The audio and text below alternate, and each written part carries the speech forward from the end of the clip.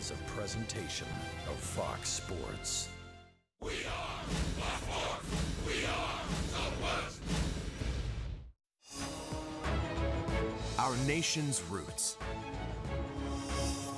America's pastime. The franchise returns to D.C., where their senator's history is becoming a thing of the past. Young talent and key acquisitions have launched Washington into an NL powerhouse. Years of change have seen the Rangers become a perennial playoff contender. And the Rangers are champions of the American League West. This weekend, their roots come together.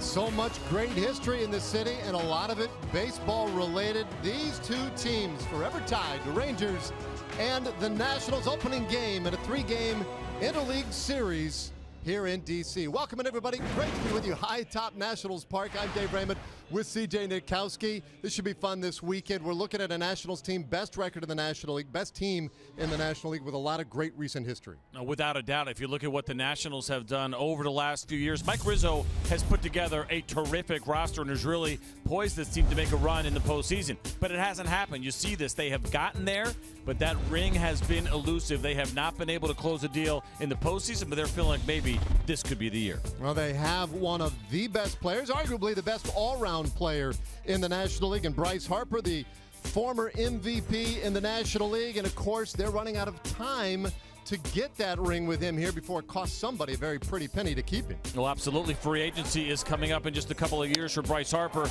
but all of a sudden now 2017 is feeling a lot like 2015 when he won that National League Most Valuable Player. He has been swinging the bat extremely well, and when Bryce Harper is on, it is power to all fields. It's still the same aggressive swing, but it's not chasing out of the zone. We're seeing a lot of that this season.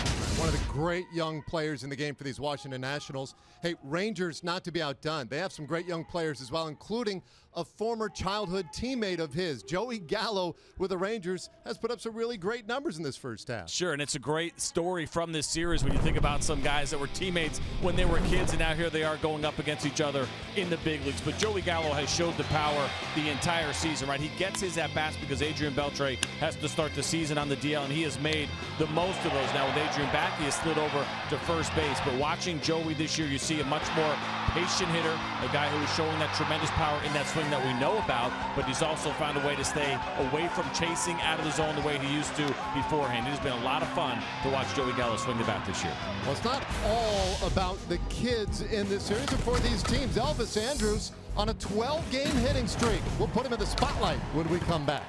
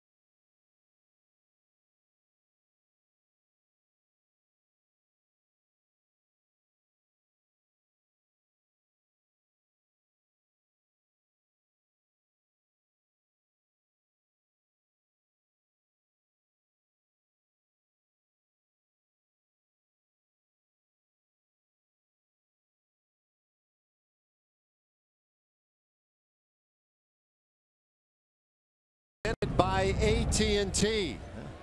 We are set to go tonight. What a gorgeous evening here in the district. Rangers and Nationals. And this is the opening game of our 3-game series. Shin-Soo Choo takes the first pitch of the game and watches ball 1.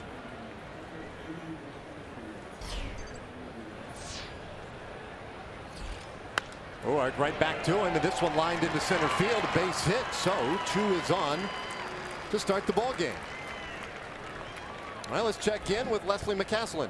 Well, Elvis Andrus is on a 12-game hitting streak, and since the end of May, his batting average is the best in the majors. He also has 7 stolen bases during that time. He told me before the game, you know, I started out the season okay, but in May, for some reason, things started to click. I saw pitchers and how they were going to pitch to me, and I developed a plan. And guys, so far, the plan has worked very well the last couple of weeks. No doubt, and worthy presence in our Shiner light blonde spotlight because of it. Andrus with a man on in front of him. Oh, great beginning to this one against Tanner Roark, and he takes a ball. You hear Elvis and what Leslie was saying about how he kind of learned that game plan, picked up on it pretty quickly as far as what opponents were doing to him. That's a sign of a veteran, a guy who's been around, has been there and done that, picks up on the tendencies. There's great information out there and starts to get a better idea about how opposing pitchers are going to attack him, and he comes up with his game plan and he's ready. And really the results from the work that he has put in have really shown, especially as of late.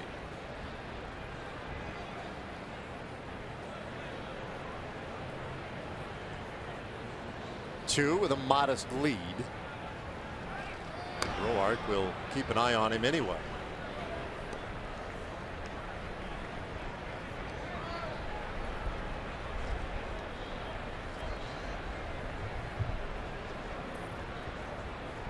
Checks the wardrobe, everything okay. Choo with 4 steals this year in 6 attempts.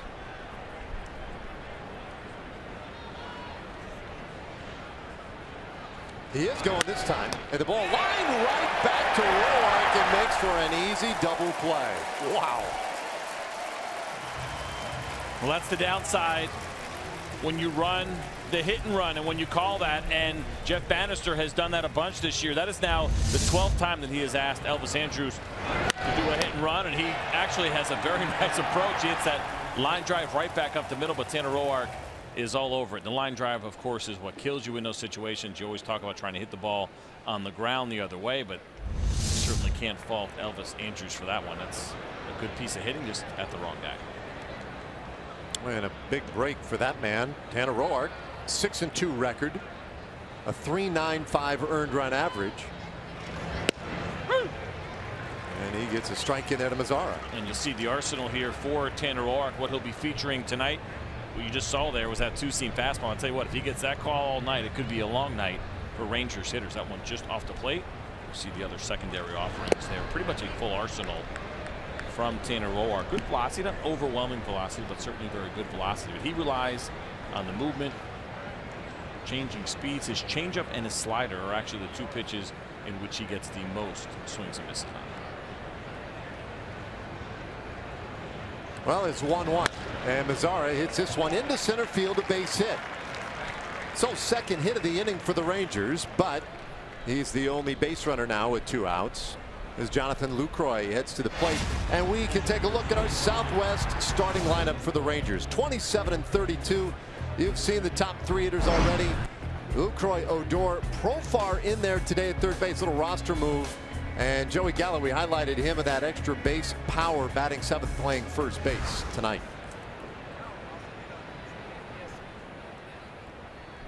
So Mazara definitely not going anywhere at first base, and Lucroy takes ball 1 from Roark. And that's just kind of what Nomar Mazara has become this year. And that was a good pitch from Tanner Roark. Good 2-seam fastball just off the plate, down and away. But Nomar has done such an excellent job of staying on those pitches, driving them the other way, not trying to pull that ball right. You try to pull that ball as a left-hander, that is a ground ball to the right side every single time. That's kind of what Tanner Roark is banking. He is hoping that when he gets those big guys in there like Nomar, that they're trying to pull, and they will try to pull that outside pitch. He wants contact, but not up the middle and the other way kind of contact. He wants guys trying to pull that baseball, especially the lefties. Well, Lucroy with a .256 average and back in that cleanup spot again.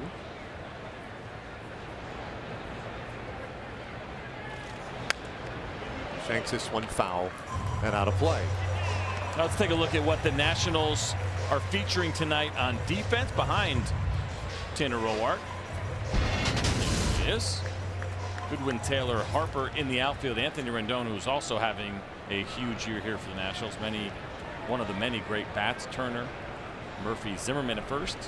Peters behind the plate with Tanner Roark. This one way in, and that looked like it got a piece of Lucroy. No, or did it get the knob of the bat and foul off? I think it got him. I think this is just a little bit of a breather here for Jonathan Lucroy, and maybe assessing the pain before he heads down to first base. But it's just this two-seam fastball caught him right on that right forearm near his elbow. No doubt that stung a little bit, but yeah, the reaction there was almost as if we thought, was that a foul ball? No, not close. It just caught Jonathan pretty flush on that right forearm. So another base runner now against Roark, and it gets Rougned Odor to the plate. We saw that Lucroy batting cleanup, second game in a row that the Rangers have had somebody other than Adrian Beltre there. Beltre with the team. He is active, ostensibly available tonight, but not in the lineup. As Lucroy, rather Odor takes one a little tight. And Odor did not like that pitch at all. Just see kind of the extended look out at Tanner Roark. And my guess was, based on what he has seen so far in this inning to the other lefties, was that Tanner Roark was going to throw something outside. He had been using that two-seam fastball, and maybe he caught Odor leaning out over the plate a little bit. This ball hit in the air out to left center, and the center fielder Taylor is there, and it ends the inning. The Rangers had a little bit of traffic, but nothing to show for it, and now Andrew Cashner goes to work.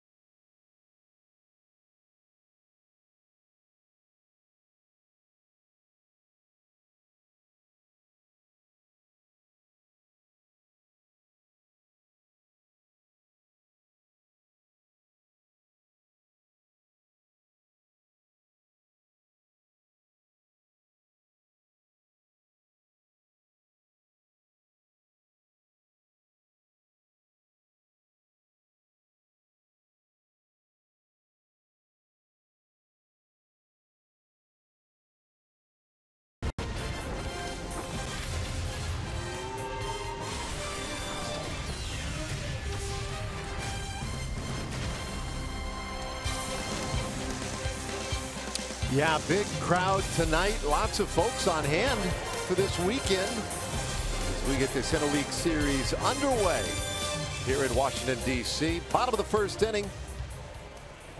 And Andrew Cashner on the hill for the Rangers. And there's that arsenal. Lots of two-seam fastballs, and he does like to throw those inside to those right-handed hitters. That pitch will sit right around 92 miles an hour. Be the changeup, the slider, occasional four-seam fastball and curveball, but it is pretty much two-seam changeup and slider from Andrew Cashner.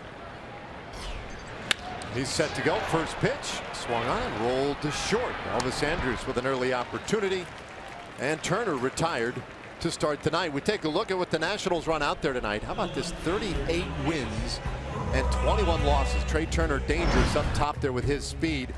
For all the talk of Bryce Harper, it's Ryan Zimmerman, who currently leads Major League Baseball with that 362 average. He's got a shot at the Triple Crown the way things have been going so far this year in the National League.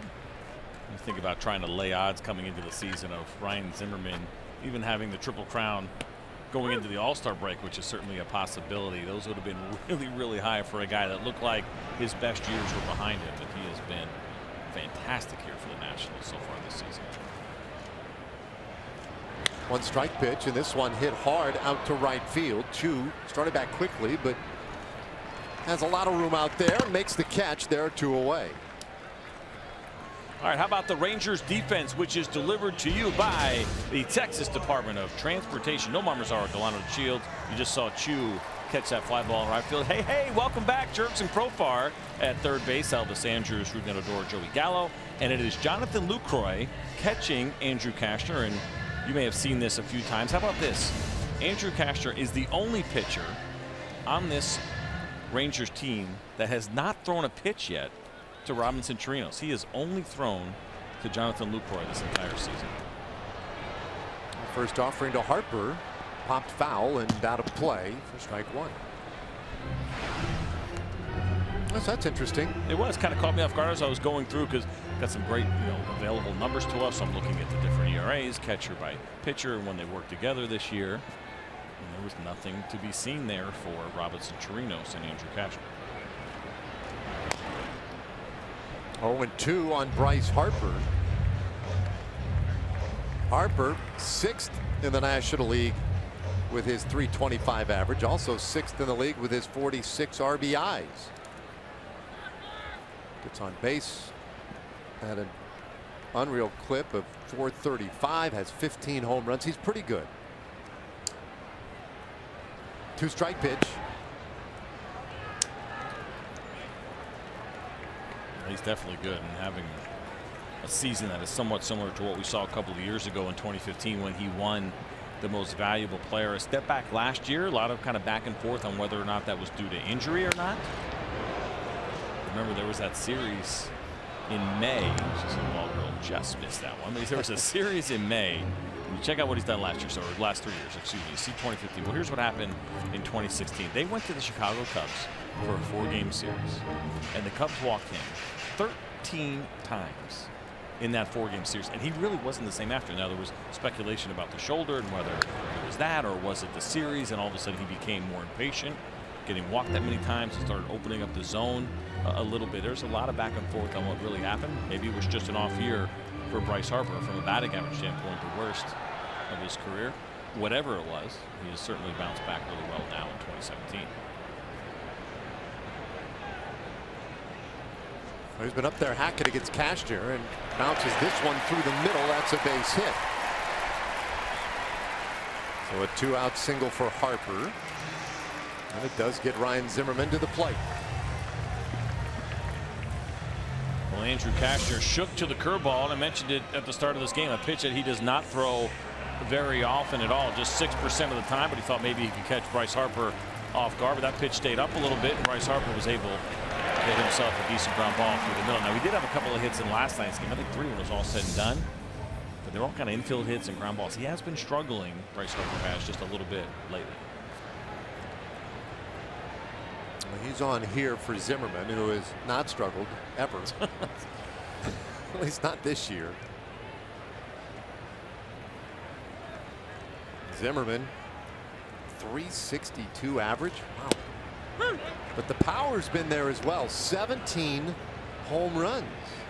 And it's a real rebirth for Ryan Zimmerman, who was at one point one of the great young players and superstars in the National League. Injuries just slowed him down so dramatically.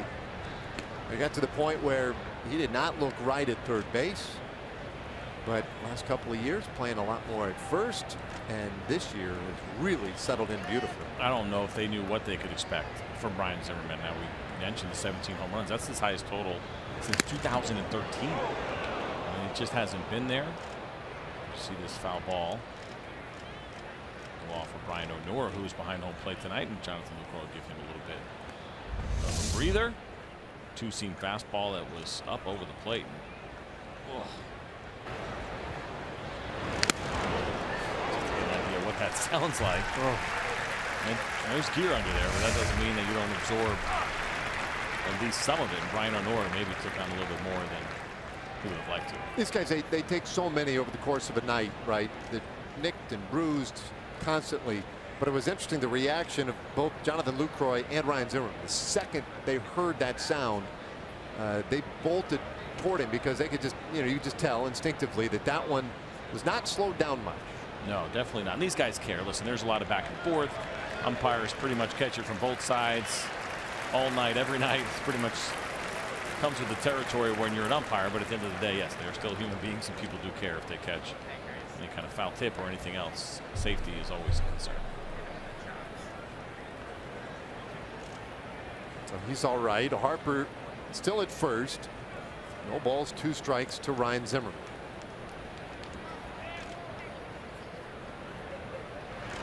You see the changeup there. Now check this out. So when you have a guy, and you do this with all hitters, when you have a guy who's red hot, you break down the strike zone a little bit. Now this is from the pitcher's view. Right-handers, obviously Andrew Kachner, a righty, and this is the batting average off of fastballs. And you're just going to say, well, where do I go? Well, down and in, middle in, but you do not have a lot of margin for error when you have a guy that is having the kind of season that Ryan Zimmerman is having. And there he goes. He's trying to go in, and that's why you do it, and that's why you read scouting reports, Dave Raymond. Nicely done. On all ends, we go to the second.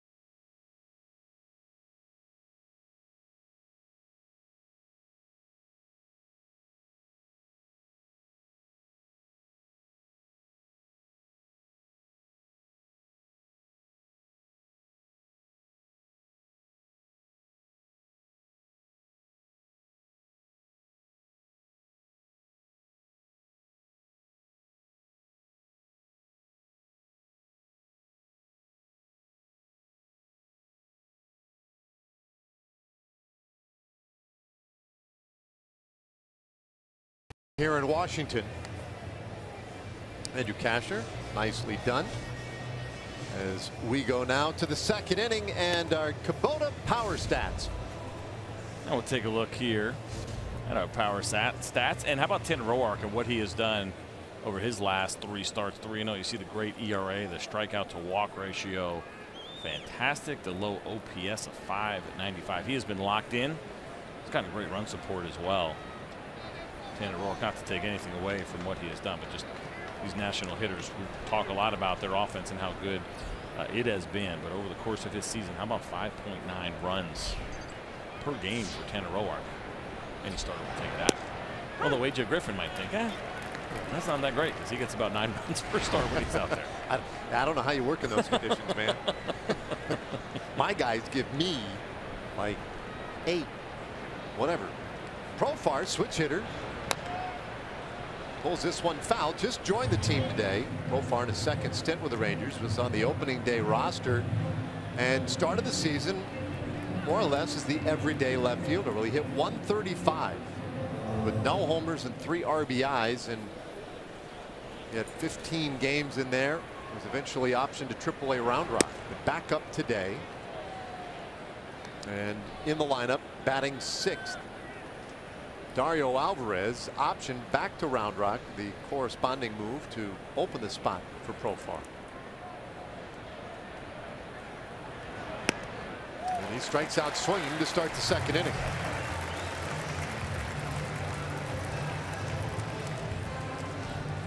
Well, that'll bring up Joey Gallo. And you can see major league leaders in home runs. We talked a lot about Ryan Zimmerman last half inning. Joey Gallo right there with him with 17 home runs. Only Aaron Judge with more. Gallo also leading the Rangers in OPS, on base plus slugging. And Joey can probably expect a pretty steady diet of that pitch right there, the 2-seamer away from Tanner Roark, that changeup as well. I got to believe anytime they go in, it'll be few and far between, and probably more for effect as you see that changeup that is located down and away, especially in fastball counts. Right, that's a 1-0 count. You got a great fastball hitter with great power in Joey Gallo. Tanner Roark is a very smart pitcher, not a guy who's going to try to overpower you. So off speed when he is behind in the count, probably be a regular thing. High in the air to left field, and Goodwin waiting underneath it, 2 away.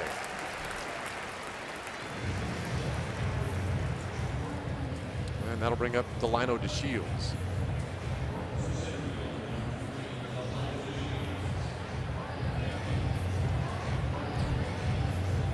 Delino with a little affection for his bat, and why not? It's been treating him well. Has 5 hits in the last 3 games. 5 for 8 during that stretch. Boy, I'll tell you what. We're now at almost a month and late, I guess about the last 3 weeks, a little more, hitting over 370. And very recently we've seen a lot of it with the speed, the bunts, infield hits and whatnot. He has been electric in that way. Batting 8th today, National League lineup with a pitcher batting 9th. We've seen the bunts, and we've seen him taking full advantage, like you said, of his speed by hitting the ball on the ground. That's a big one for Delino DeShields. He's not a guy that wants to be popping the ball in the air too often. This one line down toward that right field corner, and it just goes foul. Harper ran out of room. As much as we hear all this talk about fly ball revolution and more balls are getting in the air, that's why we're seeing more home runs. Yeah, of course, those two things work together. That is not revolutionary, but it is also not for everybody. Certainly Jeff Bannister and Anthony Iapoce, the hitting coach here with the Texas Rangers, would not want to see Delino DeShields hitting the ball in the air too often. Driving it, sure, that's one thing, but getting under the ball, hitting under it, fly balls are not his game, and he has been very good. His ground ball batting average has been very good. The bunts have been very good. He's done a really nice job. You got to know your speed. You got to know what your skill set is and adjust your game accordingly. He's done that.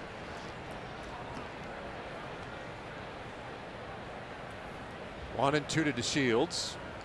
2 outs, nobody on. Well, the Rangers had 3 base runners in the first inning. A couple of hits and a hit batter. But could not get anything across against Roark, the former 25th round pick of the Texas Rangers. Back many years to 2008. A couple of years later was traded to these Nationals for Christian Guzman. And this one, soft liner out into right field. That's a base hit for DeShields. And that allows us now to make an observation that you only make really in National League style games. And that is, that's a big base hit by DeShields. Not because it may lead to any runs this inning per se. You don't know that. But it's a big hit because it gets Cashner to the plate. And that means Cashner will not lead off next inning. That's important. You think about that as the opposing pitcher when that opportunity comes up of, you know, if I get this guy out, get to start off next inning, like you said, with the pitcher, which is a big deal. You know, Andrew Cashner has a bunch of at-bats pitching and playing all those years in the National League. He's still a pitcher. You'd still rather face him to lead off the inning than anybody else. You're absolutely right. So it's a nice job by Delino. The 8th spot in the NL is the most difficult place to hit in all of baseball for a variety of different reasons, but that's one of them. Been a attack pretty hard in that situation. And there's times where you're going to be pitched at the corners with the pitcher on deck. A lot of times if there's an open base and you don't necessarily want to intentionally walk that hitter, but you may want to pitch around him. It's kind of a tough spot when you're hitting in that 8th hole in the NL. Castro, as you pointed out, a lot of experience as a hitter. Nearly 200 at bats. 192 of them in his career. Has a home run. He's driven in 7. Big, strong Texan, and he can handle it a little bit. The other part of that with Delino is you really don't want him to steal unless you're 100% confident he would make it, right? Because the idea of him getting thrown out with Andrew Castro at the plate, and now he would end up leading off the inning, is not necessarily ideal. You see the numbers there, 10 for 13 for Delino's done an excellent job running the bases. Matt Wieters has not been great at throwing out opposing base stealers, just 6 of 25, 24%, which is slightly below league average. Chopper back of first, tough play, and everybody's safe, and DeShields goes to third. Well, Zimmerman backed up on it and waited for it to come down, and then I think maybe felt an urgency to get it and deal it to Roark, and in that urgency, just that slight bobble cost him. Well, the fact that he tried to catch this with his bare hand was probably unnecessary, but you know, that's the instinct of that internal clock. You hear me talk about that a lot. Every infielder has it, every pitcher has it. You have an idea about how much time you have, but what was forgotten there was that you had Andrew Cashner running, and so Ryan Zimmerman, I think, could have caught that ball with his glove and still delivered a pretty good throw to Tanner Roark covering first, and they likely would have gotten Andrew Cashner, but it felt like that play was taking a long time to develop, and so he tried to barehand it instead. So now men on the corners for Chu. Chu had the base hit in the first inning. Single to center field. He was up there very aggressive against Roark.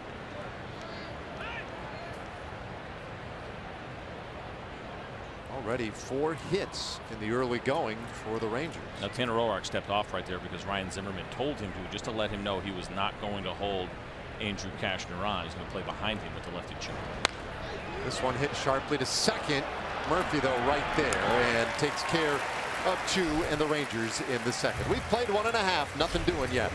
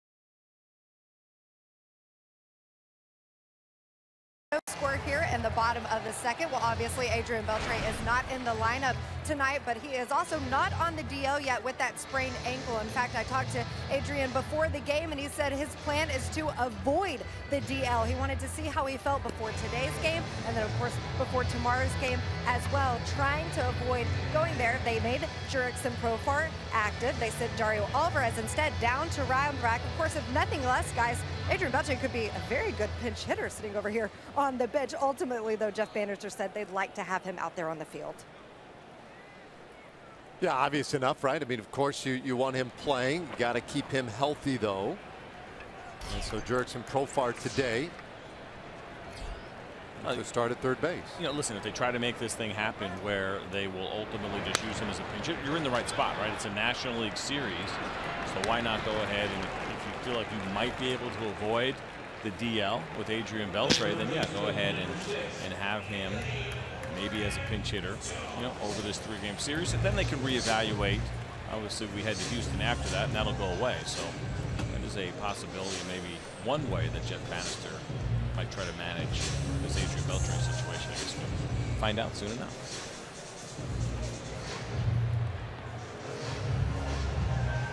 Well, one quick out here at the bottom of the second inning. Good to take care of Daniel Murphy. And now Rendon, who has had a very big year. Now, his numbers don't quite stack up to those of Bryce Harper and Ryan Zimmerman thus far. 291 average, though, 11 homers, and how about 36 RBIs for Rendon?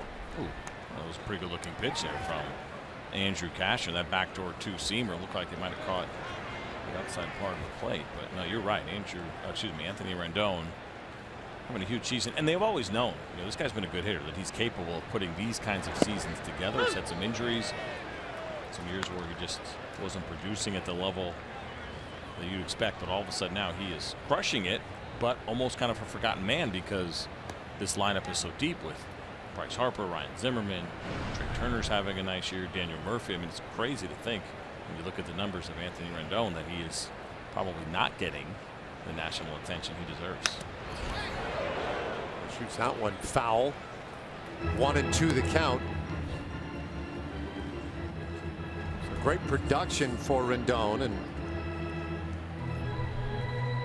last year was the comeback player of the year in the National League. This year, one of the toughest at bats. He sees the second highest number of pitches per at bat in Major League Baseball, and it's 2-2. Almost 4.5 pitches per at bat or plate appearance.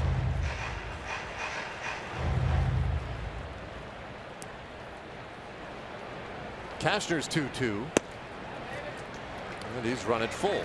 So it is a deep at bat for Rendon again. Yeah, not surprising. He's been pretty good against Andrew Cashner in his career. 4 for 10. Good, obviously, for a 400 batting average. Even I could figure that out, Dave, without looking. But he's also got a home run against him as well. Just 2 strikeouts in those 10 at bats. Bouncer third base side, but foul, and we will reset and do it again. 1 hit so far for the Nationals against Andrew Cashner. Matt Wieters waits his turn.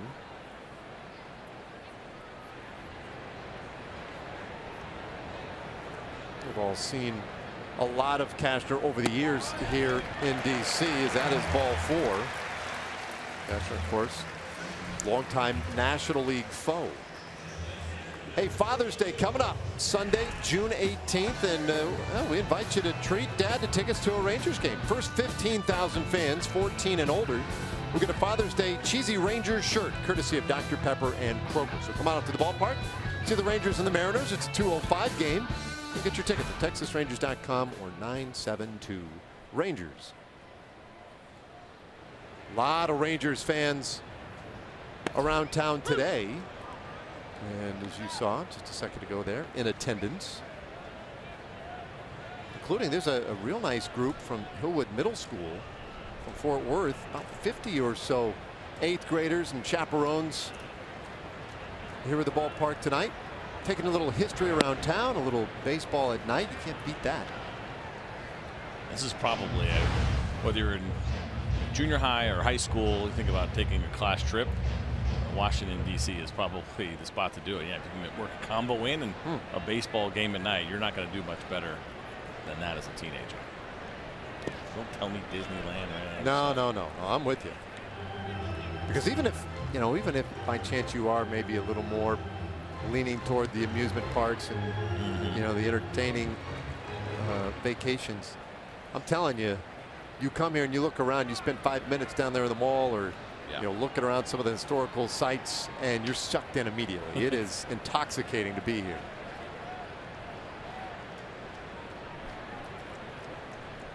Two and one, and that one's spoiled to even the count on Matt Wieters, a .265 hitter.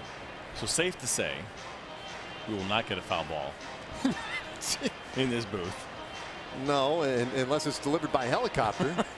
But 2 foul balls together. There we are. Literally, there is not a single fan that is above us. We are higher than every fan here. Currently eye to eye with the Capitol building, the top of it. It's a different feel here when you come to Nats Park for the broadcasters. I just figured maybe when they put this thing together, ownership said, get those guys as far away from the field as possible. Mission accomplished.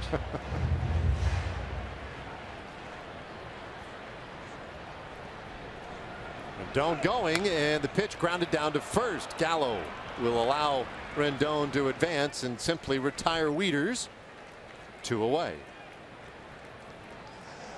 The idea there for Dusty Baker is to try to stay out of the double play with Matt Wieters, who is a slower runner, and as much as he would like to have had a base hit there, that certainly works out to their advantage, at least here in the short term. That would have been a perfect double play had Anthony Rendon not been running.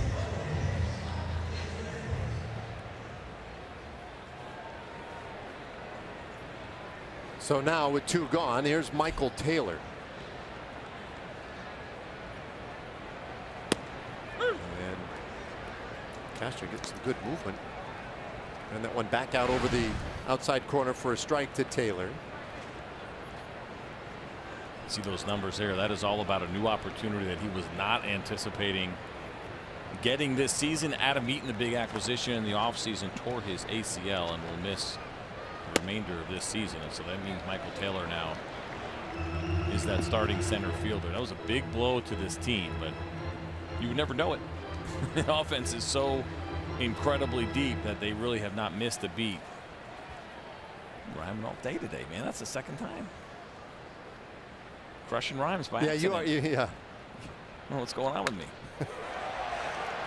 This one lofted out to right field and hauled in by Chu. You got any poetry for some of these images as we take a look natural. at some of the beautiful sights here in Columbia? Don't do it. The White House, just down the street from where we're staying.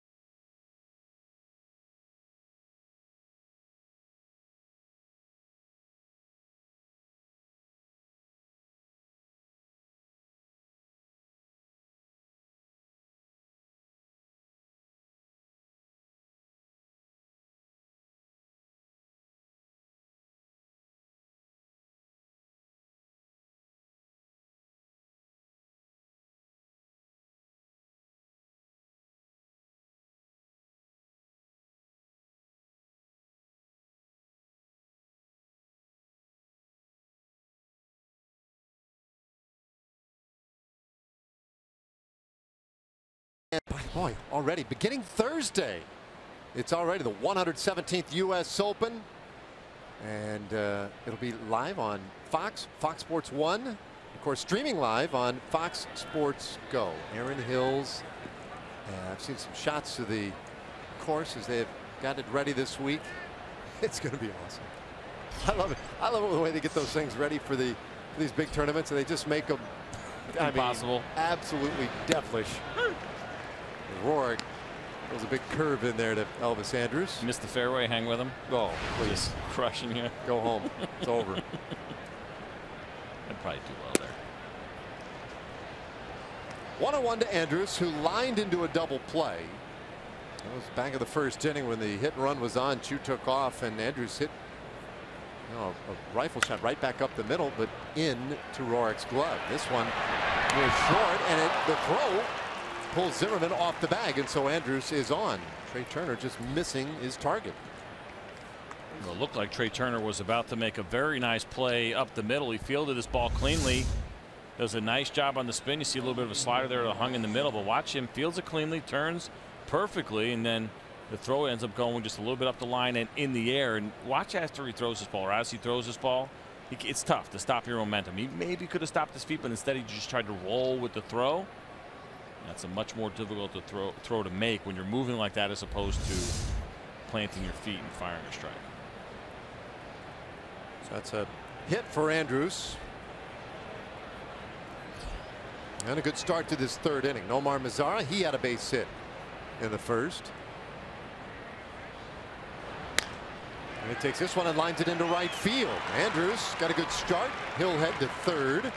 And the Rangers have him on the corners, nobody out. Time for us to take a Chevy game break. Let's send it back to John Radigan.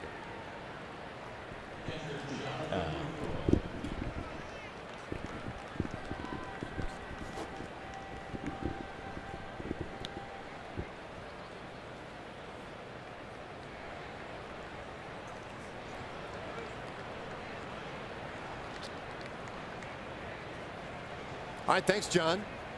And here, this third inning starting to build for the Rangers. Back-to-back hits. Jonathan Lucroy was hit by a pitch in the first inning and takes one high. Here's what was interesting for me about that Nomar Mazara hit. Tanner Roark has got a .500 batting average against on the first pitch. So when you get aggressive, he struggled, but in every struggle that puts him in the top 10 in Major League Baseball as far as the highest batting average against. The other side of that is that the Rangers have been excellent. .374 batting average against on first pitches. Oh, it rolled right up the middle. A base hit for Jonathan Lucroy, and it scores first run of the night. Andrus in easily, and it's 1-0 Rangers. It was a second pitch of that at bat. But I would say first and second pitch tonight, we've seen him swinging aggressive. Well, they're being aggressive because they know that Tanner Roark is going to be in the strike zone. Just a 2.8 walks per 9 rate, which means you're getting strikes. Be ready for them. And Jonathan Lucroy was, and he has been so good with contact. He's been so good using the entire field. Yeah, April was a little bit of a slow month for him, but the approach has been the same, and a lot more of these ground balls and line drives are now dropping in. And Jonathan Lucroy approach is just kind of steady. Doesn't overswing, doesn't get over aggressive. And at the end of the year, he's always got his hits, and he has really been heating up as of late. And he gives way to Rougned Odor here, who takes a strike. Rugi 0 for 1. Flat out to end the first inning. Last 7 games or so have been a little bit tougher for Odor. 5 for his last 30.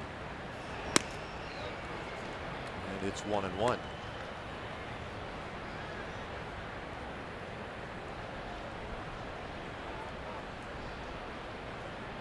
Odor once again batting 5th tonight, and on that last homestand was dropped down in the order for a handful of games. See if maybe that might kind of get him started, but back up in his typical spot here. Now a ground ball second base could lead to 2, and they do turn it. Murphy to Turner to Zimmerman, and that's a big double play. Mazara is at third, but 2 outs in the inning. Yeah, I think the game plan has been revealed here against Rougned Odor. We saw this earlier. You see the turn here from Trey Turner. Pretty easy turn for him, but it was a changeup for a strike, then a fastball out of the zone, and then back to the changeup. And I think we're going to see a lot of this from right-handers who have a changeup. You see it there, and it wasn't even Tanner Roark's necessarily best changeup, but I think any fastballs that Odor sees in this series, especially what we've seen so far in this event, are probably going to be for show, or they're going to be down in a way where it does not give him a chance to pull the baseball. You make a mistake, you're asking for trouble, and that's certainly where Odor can punish you. Profar now, he struck out in the second.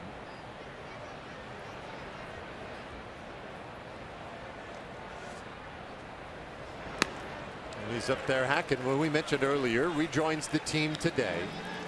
Traveled with the ball club yesterday, was activated for the ball game today. Dario Alvarez optioned back to Round Rock, and while Profar was down in Round Rock, he had 267, a couple of homers, 15 doubles in his 34 games. He's playing a lot of shortstop. He's going to play a lot of third base here, or so it would appear. Bouncer over to the right side. Murphy to his left has it, and that ends the inning. But the Rangers get the first run of the ball game tonight. 3 successive hits. Ultimately, Jonathan Lucroy driving home Andrews, and it's a 1-0 game.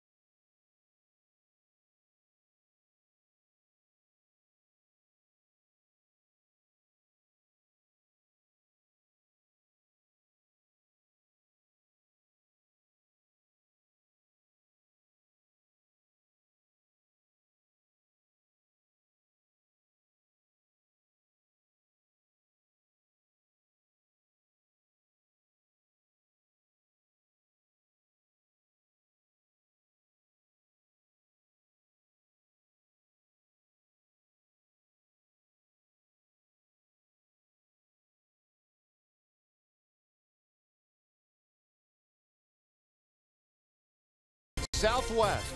Yes to low fares with nothing to hide. That's transparency. And by North Texas Ford. The Great American Sales Event is happening now at your local Texas Ford dealer. Ford is the best in Texas. All right, Jonathan Lucroy is driven in the first run of the game. And we go to the bottom of the third inning.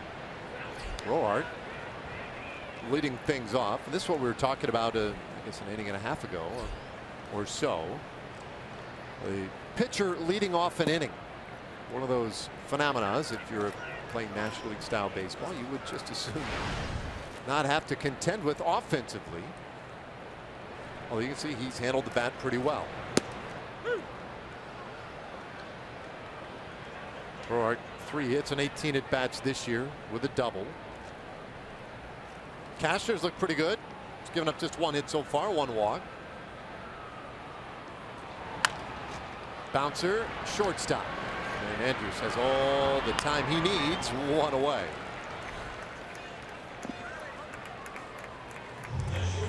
All right, now this one I'm excited about. Saturday, July 8th. Turn back the clock, 1977. Rangers and Angels, 8:05 game. But the first 15,000 fans 14 and older get a powder blue replica jersey courtesy of Fox Sports Southwest and Southwest Airlines. Tickets available, TexasRangers.com or 972 Rangers. I'm such a sucker for the late 70s, early 80s units. It's a good color, that powder blue, no doubt about it. And got the little Fox Sports Southwest logo down below in Southwest. That's pretty cool as well. Now you think one size fits all? That's a good question. You got to go, what, extra large on most of them, right? Because most people want an extra large, don't they? It's like a T-shirt or shirtsy bouncer shortstop, and Andrews makes back-to-back plays. I am glad you brought that up, because I think we need to go ahead and settle this now. So you called it a shirtsy. I did. I think that was kind of a shirtsy. It's actually called a jersey. Okay. I've had this debate on radio before. Okay. We talk about the important stuff, and I'm on MLB Network Radio. But jersey is the proper term. Jersey. Yes, it's not shirtsy. The guy that you met today actually earlier, one of my producers happened to be visiting. Yeah. Sirius XM is based here in D.C. I don't get to see them very often. He and I went at it for a while on air about that one day. Jersey, shirtsy? Yeah, he was all shirtsy. Anytime you Google it, it is jersey, the T-shirt jersey. And how's that? Jersey. Speaking of jersey, yeah, there's there he is. Looks like he's in a pleasant mood tonight. Don't get used to it. Yeah, we saw him, if you watch highlights, getting after it against the Dodgers and taking it maybe to a whole nother level of aggression as he was just talking to himself, talking to his glove. He had a message for Chase Utley, not loud enough where Chase Utley could actually hear it. But if you're any bit of a lip reader, you get an idea where Max Scherzer was and how he felt about Chase Utley taking a little bit longer to get in the box than he would have liked. There he was in that last start. How's that doing? 14 strikeouts. I mean, you think about this being now a strikeout generation, which it is, right, at record numbers. And then you take the actual really great strikeout pitchers that we have, like Yu Darvish, like Max Scherzer, Clayton Kershaw, and you're going to see some pretty unbelievable games like that one right there. Strike three called, and Goodwin down to in a perfect third inning for Andrew Kashner.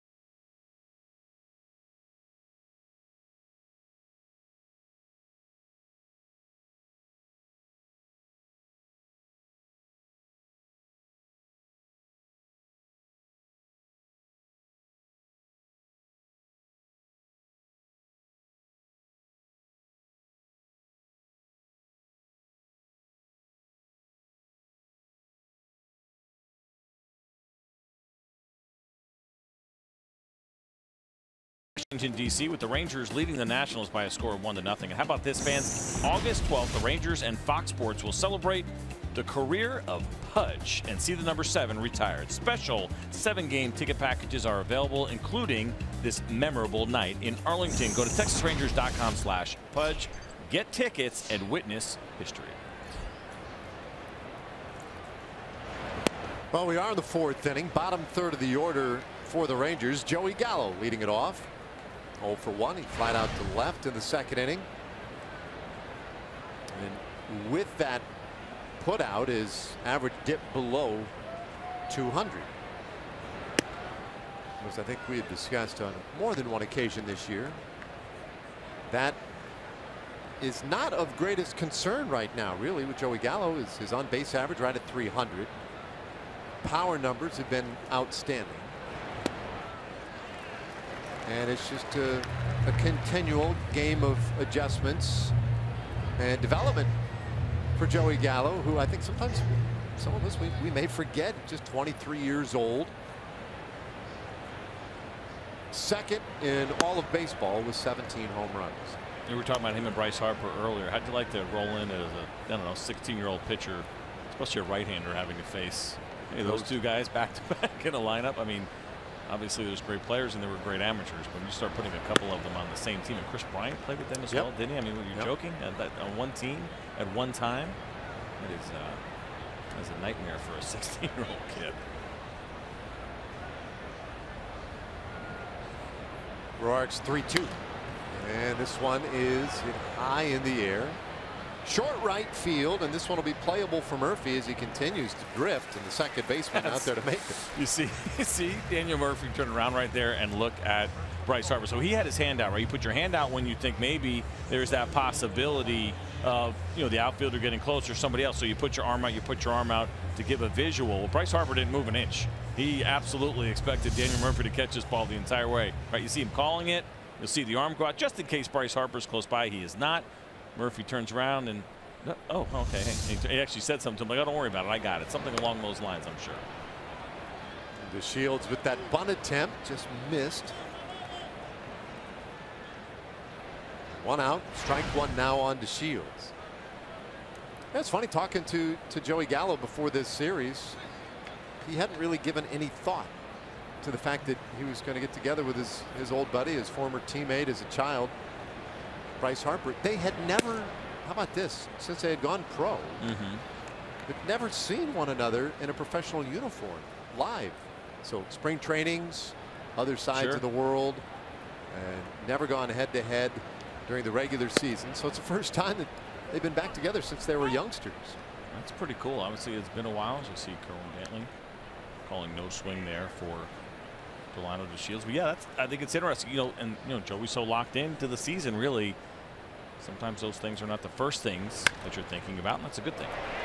Hard grounder to third base, and Rendon with a sidearm sling, 2 away. You're a little, hey, how you been? I haven't seen you in a while. And Bryce Harper showing off the muscle as he picks up the big man, Joey Gallo. Now you see that there. I mean, he may have picked him up, I don't know, 6 to 8 inches. Delano DeShields came over a little bit after this. He got Delano up pretty high. He grabbed a hold of Delano, who's a little bit smaller than Joey Gallo. As you see the two of them there in a split screen. But yeah, even I'd have a better chance of picking up Delano a little bit higher than I would Joey Gallo. He is a large man. 2 away and a strike to Cashner. Let's get some StatCast on how high Delano goes. Whoop. Yeah, much higher. Oh, Delano looked like he was going to give him the wraparound with his legs right there. Bear hug. Strike on Cashner. The count 0-2. What's he? I mean, drag bunt. You think you're going to get one down on Anthony Rendon, and Andrew Cashner's going to leg it out. That's the last thing probably Benny wants to see Jeff Bannister, right, where Andrew Cashner's trying to give it everything he has. And it's an easy way when you're not hitting and running. When you're an American League pitcher, the way that these National League pitchers do, that's a real nice way to tweak a hamstring. Ball and 2 strikes to Castro. You saw that note there just a moment ago. He had the hit in the second inning, first since the Darvish homer against the Reds last year, and there's strike 3 called. Cashner will head back to the dugout to get his glove. Eventually. He lights it up there. 1-0.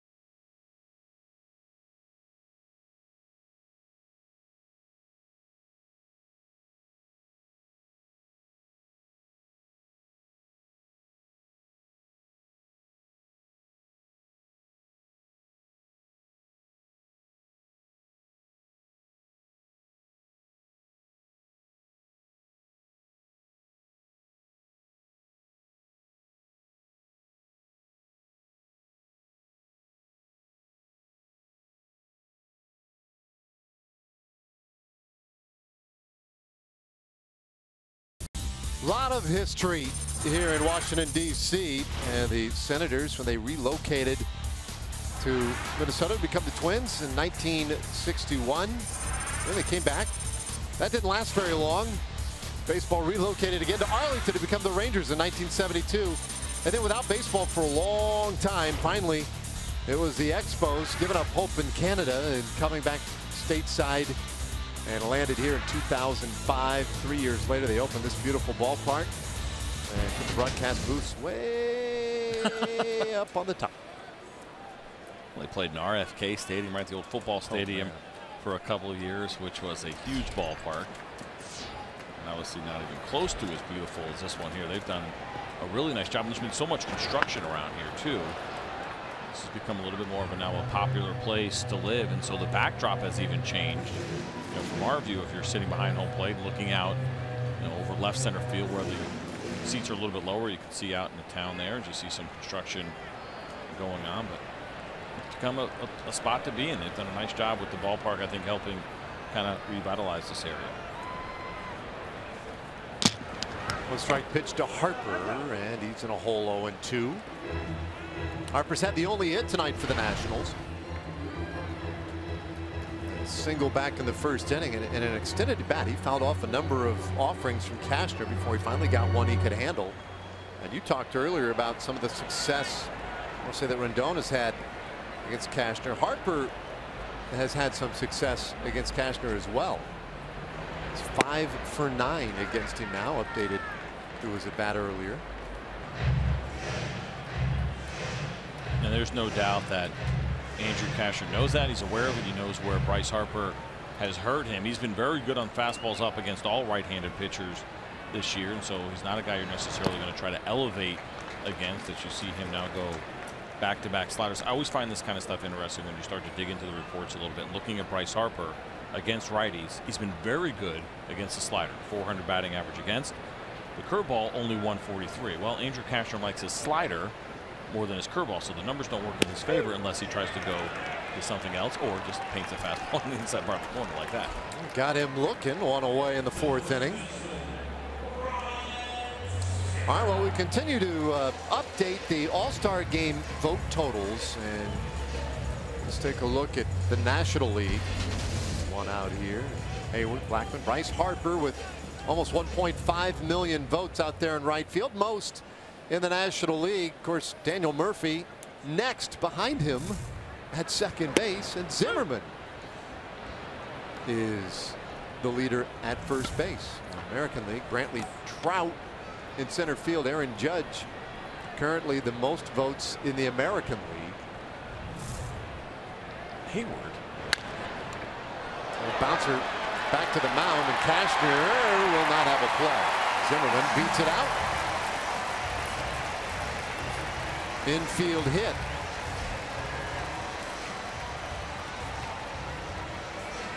Well, this was a chopper that was off of a changeup that was elevated a little bit higher than Andrew Cashner wanted, but it didn't matter. He still got Ryan Zimmerman off balance, but you see him kind of reach up as it bounces high and just gets off his glove. He probably would have been better off not touching it, as Odor would have been there. And also you see Odor right there very smartly telling Andrew Cashner not to throw that baseball.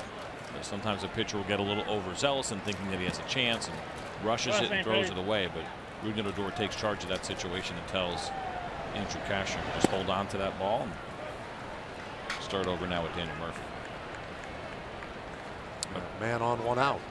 So I just, you know, listen, we know what happens with the All-Star voting, right? You get the right market and you're going to push for your hometown guys. But Jason Hayward's hitting .256 with 5 home runs. There are definitely some better outfield candidates over him right now in the National League. The rest of it, though, I thought looked pretty good for the most part. There will be a really good battle at first base in the National League with Ryan Zimmerman.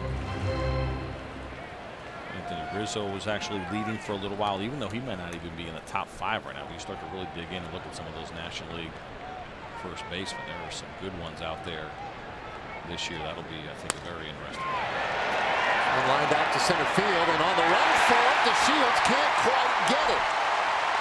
Zimmerman heads to third, and Murphy on at first base. That will likely be scored a hit.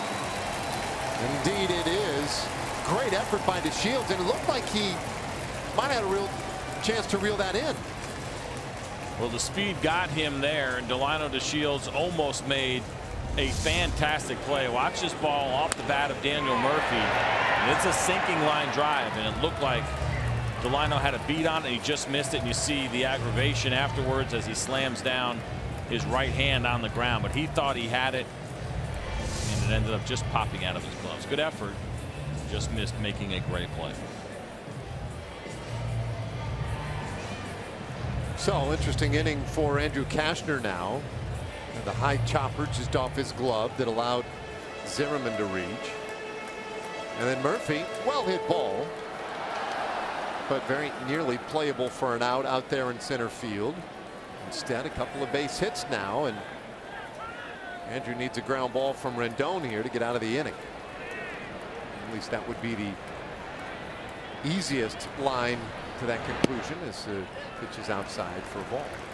And as good as Anthony Rendon has been, he has struggled on the sinker. Now the sinker here, sinker and two-seam fastball, what's the difference? The sinker is a two-seam fastball. It's just one that has more legitimate kind of downward action, and Andrew Kashner has one of those kinds of two-seams fastball. So if he can stay away from that horizontal movement, he have a chance to get that good ball. Well, he lifts this one in the air, but it's on the infield, and Andrews will put it away. 2 gone in the 4th. That certainly works just as well. Anytime you can get a guy like Anthony Rendon, who has been as red hot as he has been, RBI machine with 10 RBIs in that one game a couple of weeks ago. Anytime you can get him to make an out without driving that run in from third in less than 2, that is certainly a job well done by Andrew Kashner.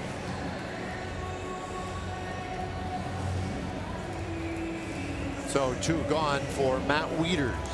Grounded out in the 2nd inning.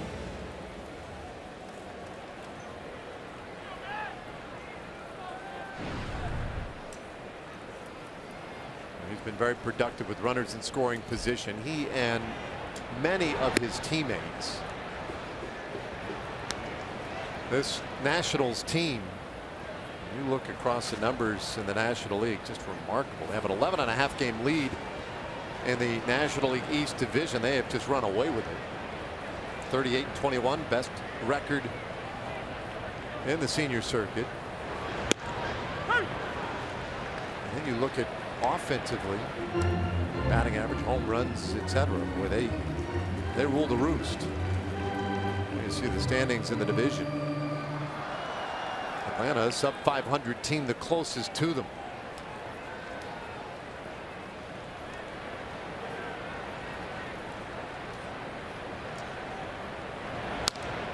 This one on the ground, first base side, and Gallo is there to gather it up, and that will end the inning. So a couple of hits, but nothing doing for the Nats. Beautiful Friday night in our nation's capital. Fans out by the Lincoln Memorial here in D.C.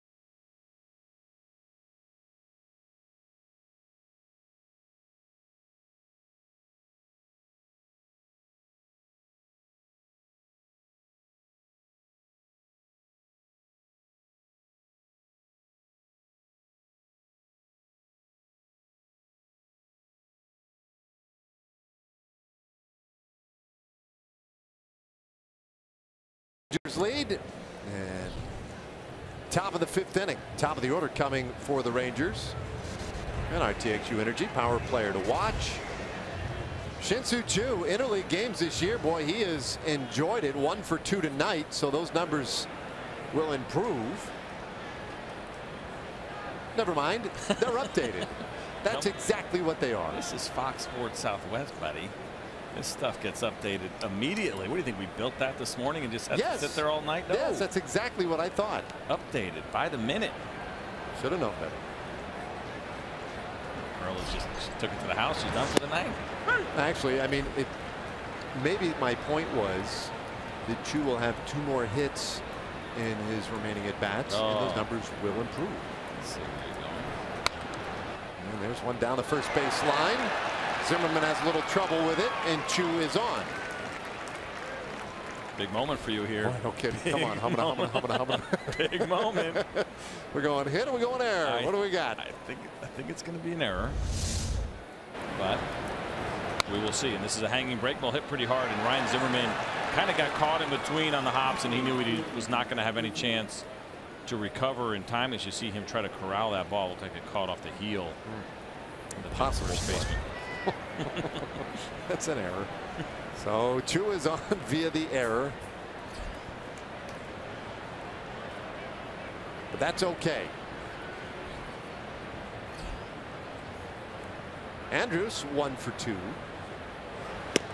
And he'll take a strike. Elvis lined into the double play in the first, singled to start the 3rd.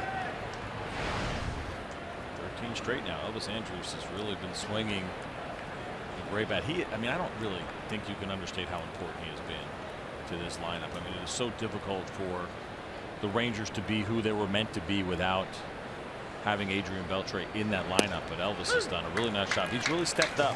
As much as he and others have talked about the fact that they've missed having Adrian Beltre for all those games that he was out, I think he has really slid in and kind of taken over that role. You'd love to have both of those guys, and you have them both swinging the bat well. Yeah, that's kind of position A, but Elvis really has been solid both in the field and at the bat with Adrian. Choo draws a throw, and he has commonly been in motion, with Andrews hitting behind him, just trying to stay out of the double play. Seen a lot of hit and runs, including one earlier tonight. Not going, and this one fouled out of play.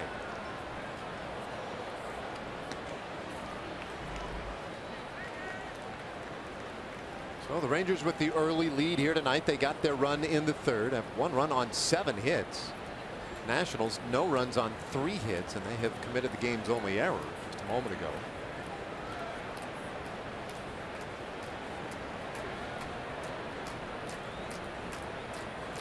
With that long pause, and the 0-2 spoiled again.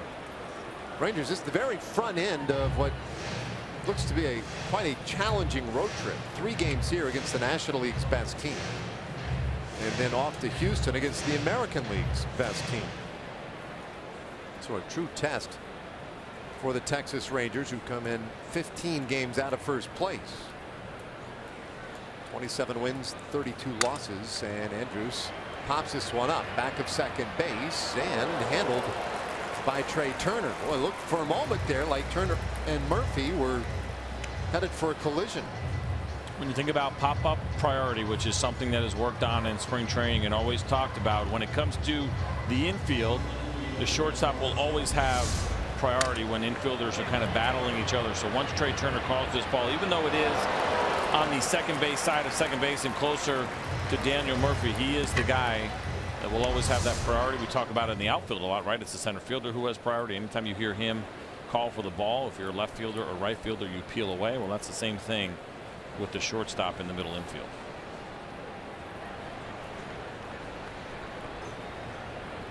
So now with 1 out, Choo still at first base. Zara's had a couple of good swings tonight, 2 for 2, and time called.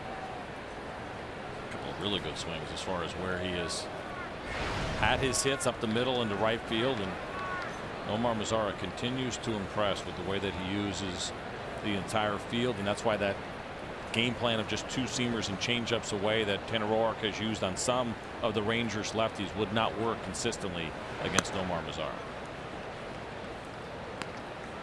Well, Nomar is reached by hit or walk now in 29 straight starts. That's a mini 4-game hitting streak for him, but 4 games over which he has 8 hits. Definitely seems to be a guy settling in nicely. He's ahead here 2-0.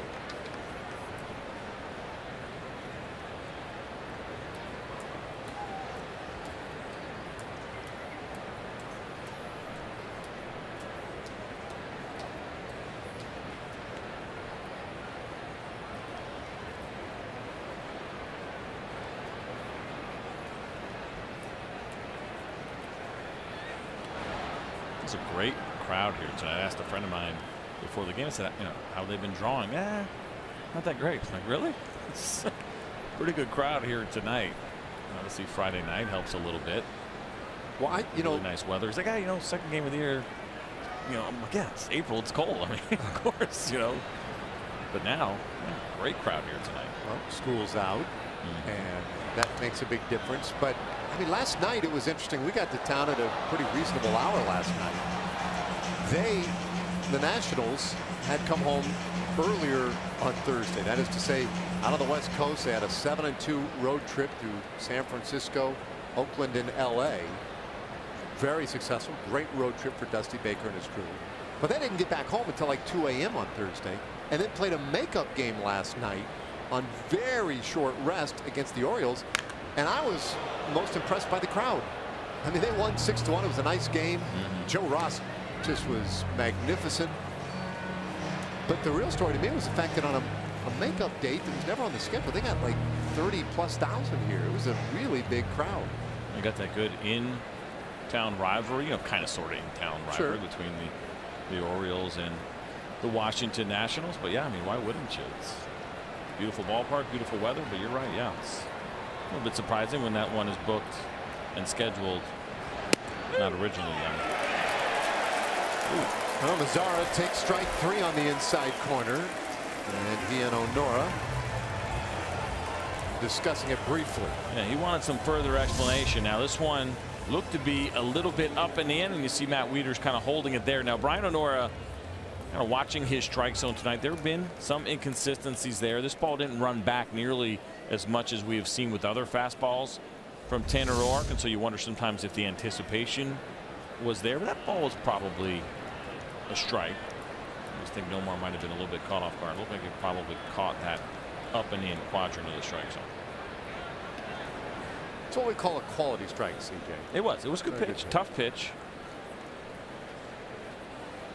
But I feel like the outside part of the plate to lefties has been opened up tonight. I feel like there's been some calls for righties, especially for Tanner Roark with the 2-seam fastball and the changeup that looked to be slightly off the plate that have been called strikes. But the other side, where that pitch was, I felt like it's been a little bit tighter. Lucroy smacks one foul. He's been hit by a pitch, and he's also delivered an RBI single, accounting for the only run in this game tonight. I said it earlier, you like the way he's looked lately at the plate, somewhat locked in, very consistently making contact.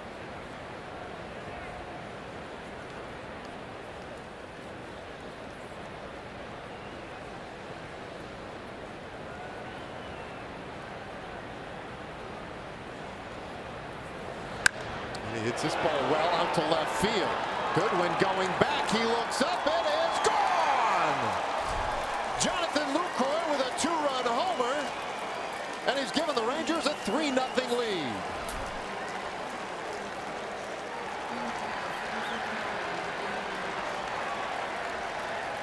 That's the 4th of the year for Jonathan Lucroy, and you cannot be fooled by the fact that he will just sit there and hit some of those line drives and ground balls up the middle in the right field, and to think that he doesn't have some pop in that bat. Looked like Tanner Roark hung a slider here. We'll get a look at it. Yeah, a slider here that hung over the middle of the plate, and Jonathan Lucroy picked up on that spin right away, realized that baseball was not going to be cutting away from him, and he jumped all over it, opened up smack that ball into the left field seats. We always use this phrase with hitters. You look for the fastball middle away. It's kind of an old adage, and you react in. There's Rougned Odor looking away, seeing a fastball away, lining it up the middle. But if the ball ends up being up over the plate the way it was to Jonathan Lucroy, you react and pull. With good hitters, look for fastballs middle away, react in, and that's what we just saw from Jonathan. As you point out, Odor didn't waste any time right after that. 9 hits for the Rangers already tonight.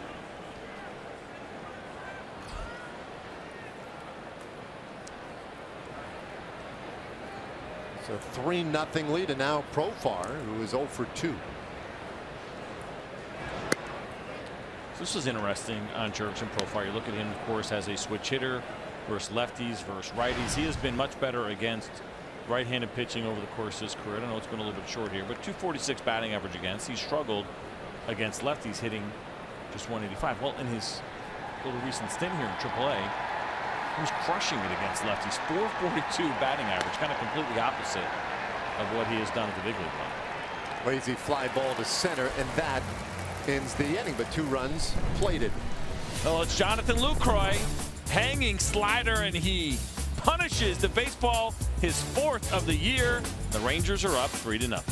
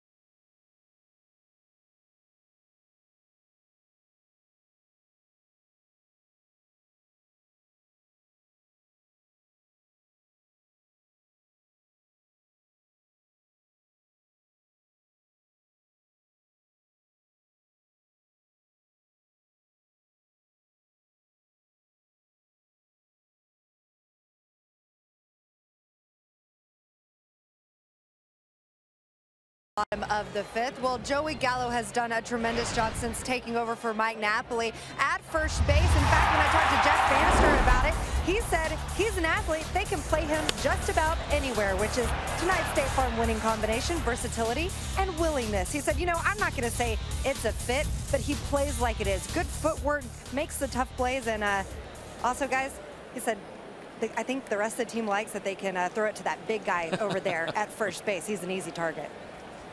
He is, right? I mean, he's a big target, and he stretches nicely, and he does seem really natural at the position. Pop up out into short right. Chu right there to handle it. 1 out here in the bottom of the 5th.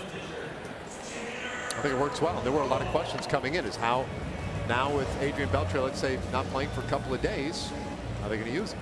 Yeah, absolutely. Hey, real quick, take a look at this. Watch Rougned Odor. I talked about the leadership and him talking to Andrew Cashner earlier. He is pointing to that baseball the entire time. And why shouldn't you choose? Been playing the outfield for years. He knows how to catch fly balls in the big leagues. But we're at that spot right now, right, where it's not dark completely, but kind of starting to settle into that dusk area where baseballs can be kind of hard to find a little bit. So Rougned Odor playing it safe and making sure that Shin-Soo Choo knew exactly where that ball was. Little things like that absolutely matter from Rougned Odor. We know he struggled a little bit here offensively, but taking a leadership role defensively has been very impressive to see. It's shown up twice already tonight.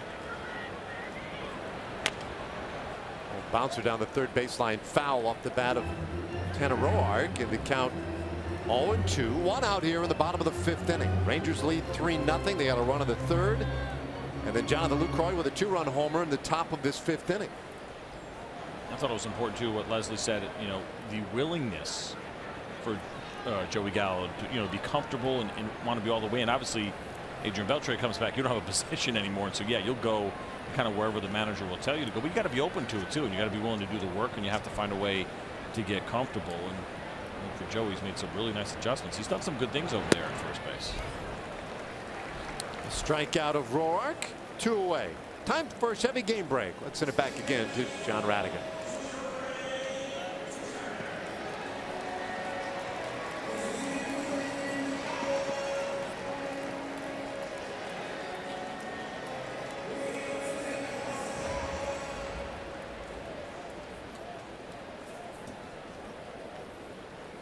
All right, thanks, John.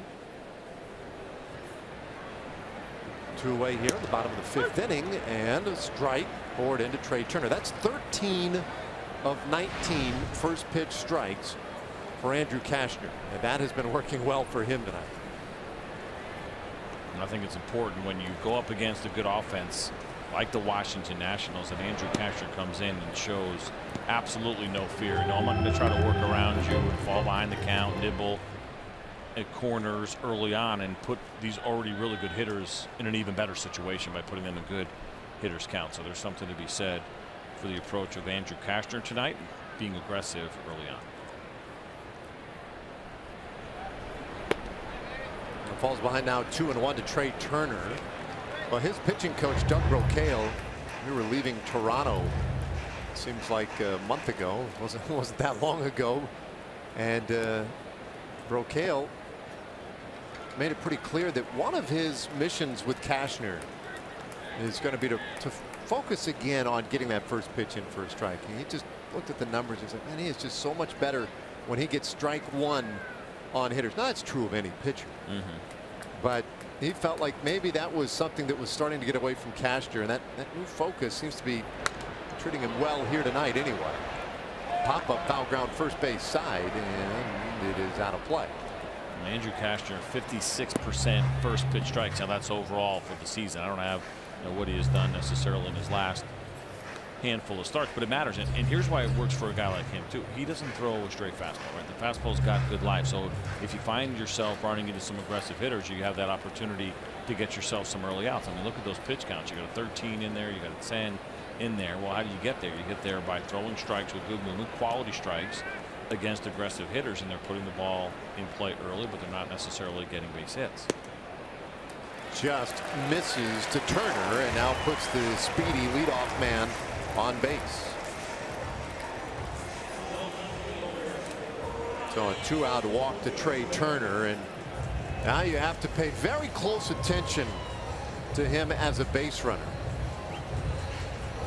Ryan Goodwin today 0 for 2, but there's Turner, 21 stolen bases. That's second in the National League, and he stole a career best and a franchise record 3 last night. Nationals record, which is important. I saw that. I was watching the broadcast on the viewer, and they said, franchise record. I was like, oh wow. And then I said, wait a minute, Tim Raines played for the Expos, and so they don't count the Expos record. So when he was, this is Nationals only, because Tim Raines, I want to say it was 6 or 7 times where he had stolen 4 bases in a game, but wearing that Montreal Expos uniform. Now Trey Turner could certainly steal 4 bases. He has that kind of speed. The issue he runs into, he's got great hitters behind him, so they don't necessarily need him to steal too much or to serve as a distraction. There's pluses and minuses when you have the great speed on first, so maybe you could buy a good hit or a pitch, but also there might take some good pitches because they're going to let you go ahead and try to steal that base for the times that you can go. So a couple of different ways to look at it when you got the kind of sluggers that Trey Turner hits in front of. So he draws his first throw tonight. He does take at times some audacious leads at first base. Now fairly standard over there. Goodwin is flat out to right and struck out looking. That's a very reasonable lead. Cashner I'll tell you what really sticks out too as well. Trey Turner had an opportunity. He's a shortstop who played center field last year. Right? There was an opportunity in center. He took it. They put him out there, and it looked like he'd been playing center field his entire life. I mean, just a great athlete making great plays, and you see him at shortstop. And some wonder a little bit, is he a better center fielder than shortstop? I mean, he's a very good shortstop. He was a pretty excellent center fielder last year for the Nationals. Goodwin lines out to win the inning, and Cashner doesn't have to worry about him. Andrew Cashner, very solid through 5 shutouts tonight.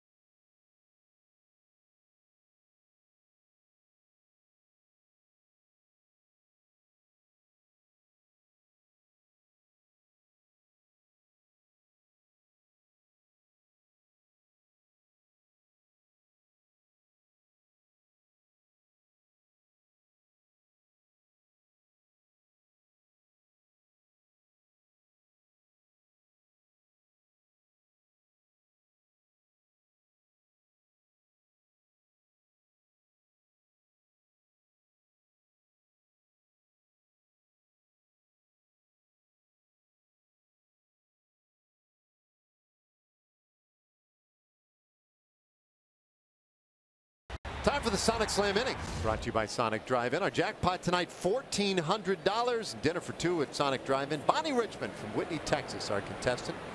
So when the Rangers hit a home run this inning, Bonnie wins $1,400. If it's a grand slam, that means Bonnie will win $25,000.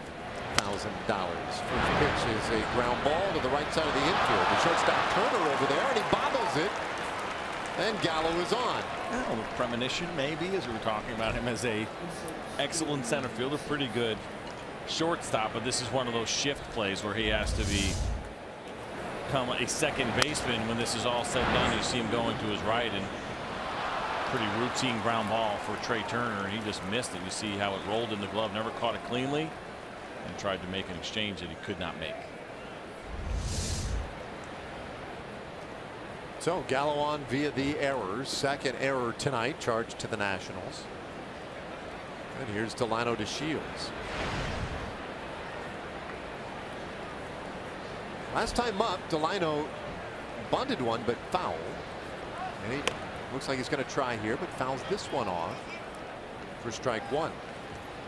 And I mentioned this the other night. Not surprising to see him try to do that right away. And any good bunter, whether it's bunting for a hit or a sacrifice bunt, but especially when you're trying to bunt for it, it's going to happen early in the at bat. For Delano, 13 of his 15 bunt attempts this year have been within the first 2 pitches of the at bat. Right? So he's going to try to get it done right away before you kind of get that defense on alert. Not that they're already not thinking about it, but trying to catch somebody off guard, you do it. Thought about it again, but takes that one high, 1-1. Delano with a hit already tonight. In fact, everybody but Profar and Gallo so far with at least 1 hit. To Shields now a 4-game hitting streak.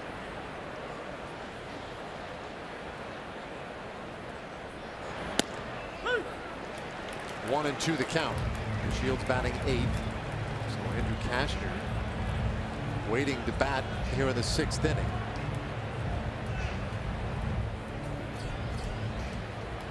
Getting a little advice from Pete Cosma. That's interesting. Cosma, you know, right? You got to figure Cosma saw something, right? Or could go one of 2 ways. Could be something serious, or could be nothing. Teasing your hitting pitcher. Bouncer up the middle for the Shields. That should be a base hit. The second of the night, and they're 2 men on now for Cashner. You know, this is exactly what Jeff Bannister ordered right here. Is Delino DeShields finding a way to get on base, and he does. You see the short, quick swing, and the ground ball up the middle, just out of the reach here of a diving Trey Turner. But this is exactly how you want it, right? First and second, nobody out with your pitcher coming up. Andrew Cashner has been there and done that, so you definitely expect a bunt here from Andrew Cashner, and if he does it right, a pretty firm bunt to the third base side. Right, that is the goal. Whenever you have a runner on second base, is to make Anthony Rendon, the third baseman, field the baseball. Is the best case scenario. There is the bunt, third base side, really well placed. Rendon to first, and they do get Cashner, but the sacrifice a good one. So Gallo is at third, DeShields at second base, and only one out. Andrew Cashner's been there before. He's done it right as a National Leaguer. He understands what you have to do, and he executed it perfectly on the first pitch. 18th sacrifice in his career. And always well appreciated. Now, as a pitcher, when you were up there in those spots and you knew that, you know, it's a bunt spot, I've got a bunt. Did that feel like more pressure or less pressure? I don't think any more or less. I mean, these guys are comfortable now. Now, if you're an American League pitcher who's been in the American League your entire career and you go play an interleague series and you have to do it, well, that's a little bit different because you're not as comfortable. You don't have nearly the reps that these National League pitchers have. So that might bring a little extra anxiety in those spots. One out and a chance for Chu to drive in some really big runs here, leading 3-0. Chu has been on twice already tonight, once via the base hit, once thanks to an error.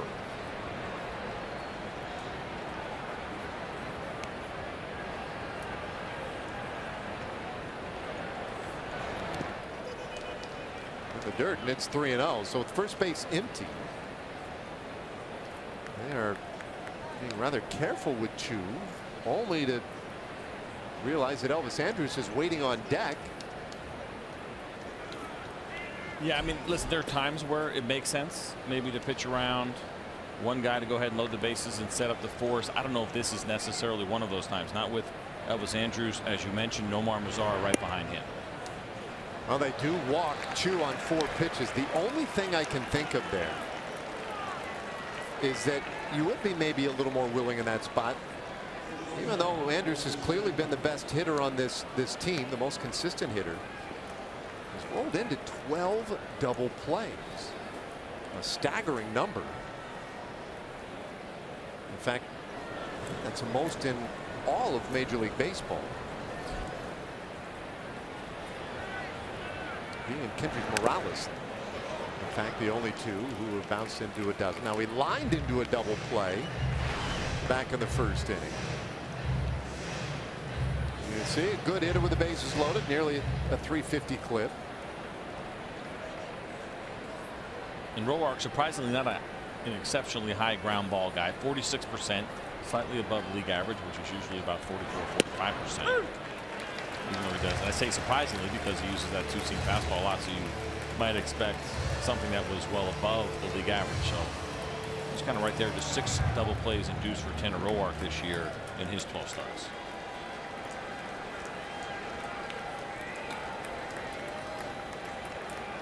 Two-strike pitch. And Andrus strikes out swinging, and there are 2 away.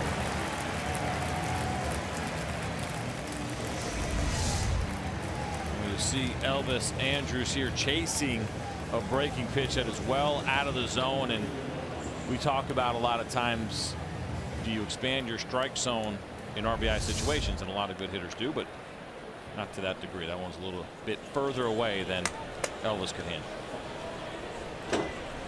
It's our sonic slam inning, by the way. Bases are loaded with 2 out, and now Nomar Mazara, who has a couple of hits already.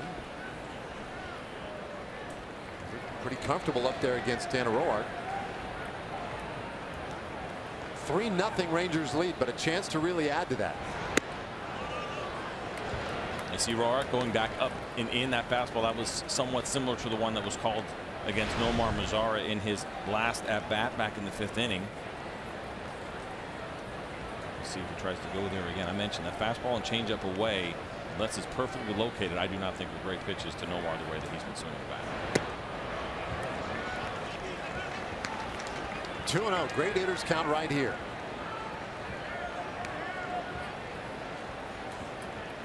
Gallo reached on an error to open the inning. DeShields with an infield hit. Chu would later walk. Roark has allowed 10 hits so far and is 2-0. Look out. Ball 3. You see Tanner Roark just kind of shooting into and aiming into a very small spot there up and in, and not wanting to take any chances over the plate. And I think he feels probably the same way on pitches away. He knows how hot Nomar Mazara has been and what great plate coverage he has had as well. And he loses it. 4 straight misses, and he walks in a run. And here comes Mike Maddox.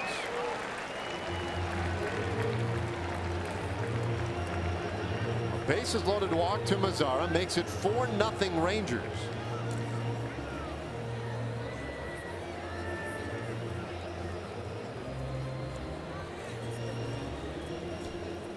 And they are active quickly out of the bullpen. Eddie Romero.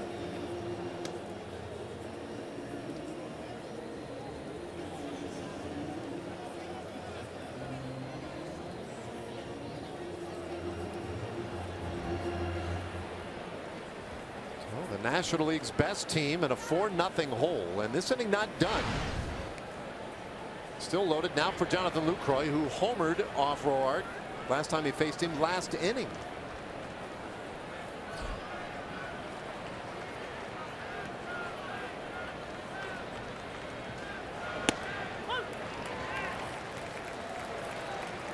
Lucroy has driven in 3 of the Rangers' 4 runs.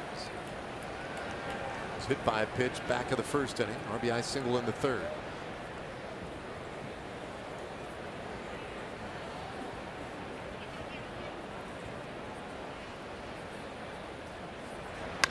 This ball hit hard out to right field, but Harper is there.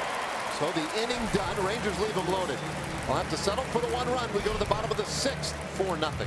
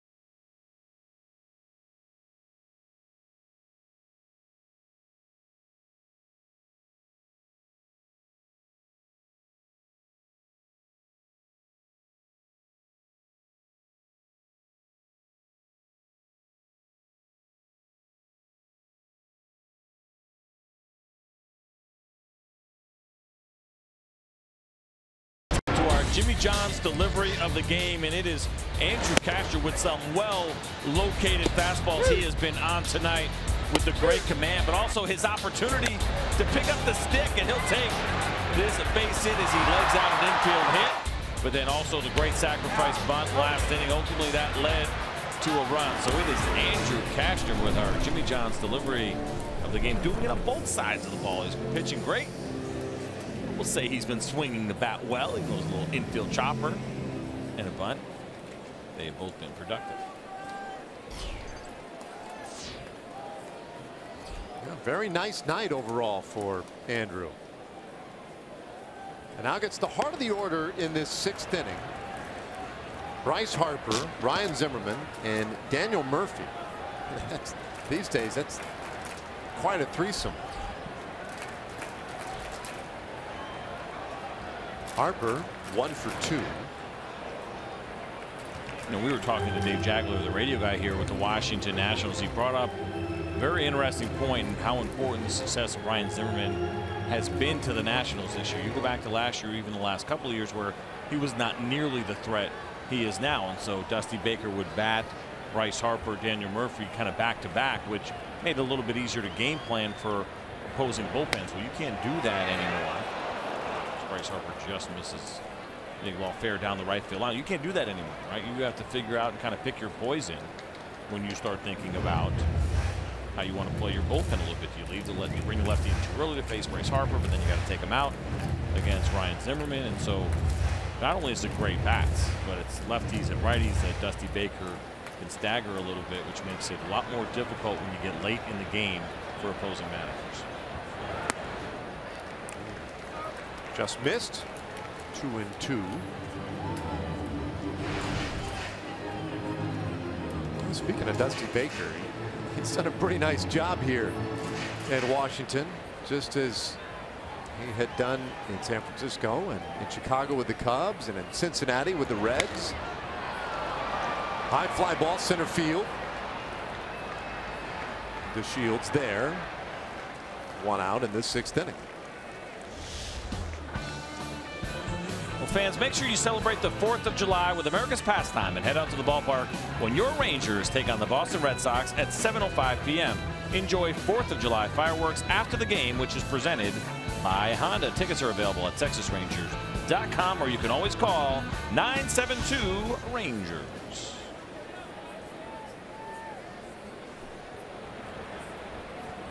You're not going to be at that game, are you? The July 4th game, I am not doing that game. That's you and Tom. Now, I may still be there. They may ask fireworks. Well, they may ask you to just sit in the back just in case. No, play-by-play that week. Tom and I. A little tap on the shoulder. I don't think so. Zimmerman hits this one on the line, deep out to left, and right off the base of the fence out there. He's going to have to hustle to second to throw on the way, and he is just in underneath it. You know, Mazara's got a pretty good arm out there in left field, and he played that perfectly off the fence. And I think Zimmerman noticed when he rounded first. Uh-oh. Let's see it here as Rougned Odor gets that tag down in just a second late as the foot stays in, and then you always kind of wonder whether or not he was able to hold the bag, but the tag came off, so it won't matter anyway. But you're absolutely right. When you hit a ball like this, you kind of assume this is either a home run or an easy double, but Nomar gets it on 2 hops and delivers a great throw. Perfect 1-hop throw to Rougned Odor. It becomes so important when you throw those balls where you know you're going to 1-hop the infield. You don't put them in a bad spot, right? It's not too long, it's not too short. He threw that one perfect, so it was very easy for Rougned Odor to handle. So Zimmerman with another, now his 19th double. And Daniel Murphy, the batter, with 1 out.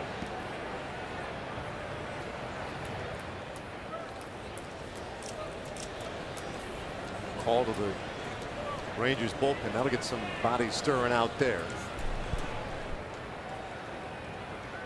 Castro not yet at 80 pitches tonight. And he leads 4-0. Looks like Jose Leclerc. Doesn't look like him. It actually is Jose Leclerc. It looks just like him. I mean, it's not his doppelganger. That is Jose Leclerc, believe it or not.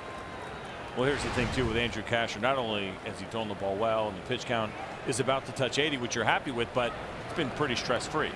You know, the other part of that is that this is a really good lineup and one that is difficult to hold down. And you look at Andrew Cashner's numbers. We keep track of this stuff now. 3rd time through the order has been very good. 259 batting average against, actually better than he has been second time through the order. So very respectable numbers for Andrew in those situations. But you can't just blanket it either, right? I think the thing you have to look at is, okay, well, third time through the order, you know, against a weaker team as compared to maybe the Washington Nationals is a little bit of a different story. These are smart hitters. Right? They are sitting there and building that kind of in-game database based on what they have seen so far from Andrew Cashner, and you expect the adjustments would come pretty quickly, and that's that kind of cat and mouse between Andrew now and you see with Jonathan Lucroy as they had a little conversation about maybe counteracting what they believe the national hitters may be looking for. Murphy to ground out the first time, and he came up with a single in the fourth inning. Murphy having a huge year for the Washington Nationals, and he had a big year last year. But one of the great numbers for Murphy this year has been his numbers with runners in scoring position, a 380 average, which is 10th best in the National League. And he has Zimmerman at second. He hits this ball high in the air out to right field, not going to carry though. 2 there, and there are 2 away. So that's a big out. Without a doubt, a huge out, and he's done a really nice job against both of the lefties in Bryce Harper now and Daniel Murphy, and getting them out front and getting them to hit the ball straight up in the air. Which I was going to say, I don't know if I've called games here before, not as many as you have. It's been just a couple, but it does seem like every fly ball here is like super high. Is it just us, or has there been higher fly balls today, or is it just me? I guess I should say they all seem super high. They do seem rather high, yeah. Okay. But it's also kind of really hard to tell from up here. Depth perception is a very lousy thing when you're straight up in the air 2 miles. The outfielders are your friends, and check this out as far as what's going on in the National League right now with runners in scoring position. The Colorado Rockies are having a great year. The Washington Nationals right there at an even 300. But so far, been held to the goose egg, just 0 for 4 tonight, and Andrew Cashner is going to do everything he can to make sure that that goes to 0 for 5 here against Anthony Rendon.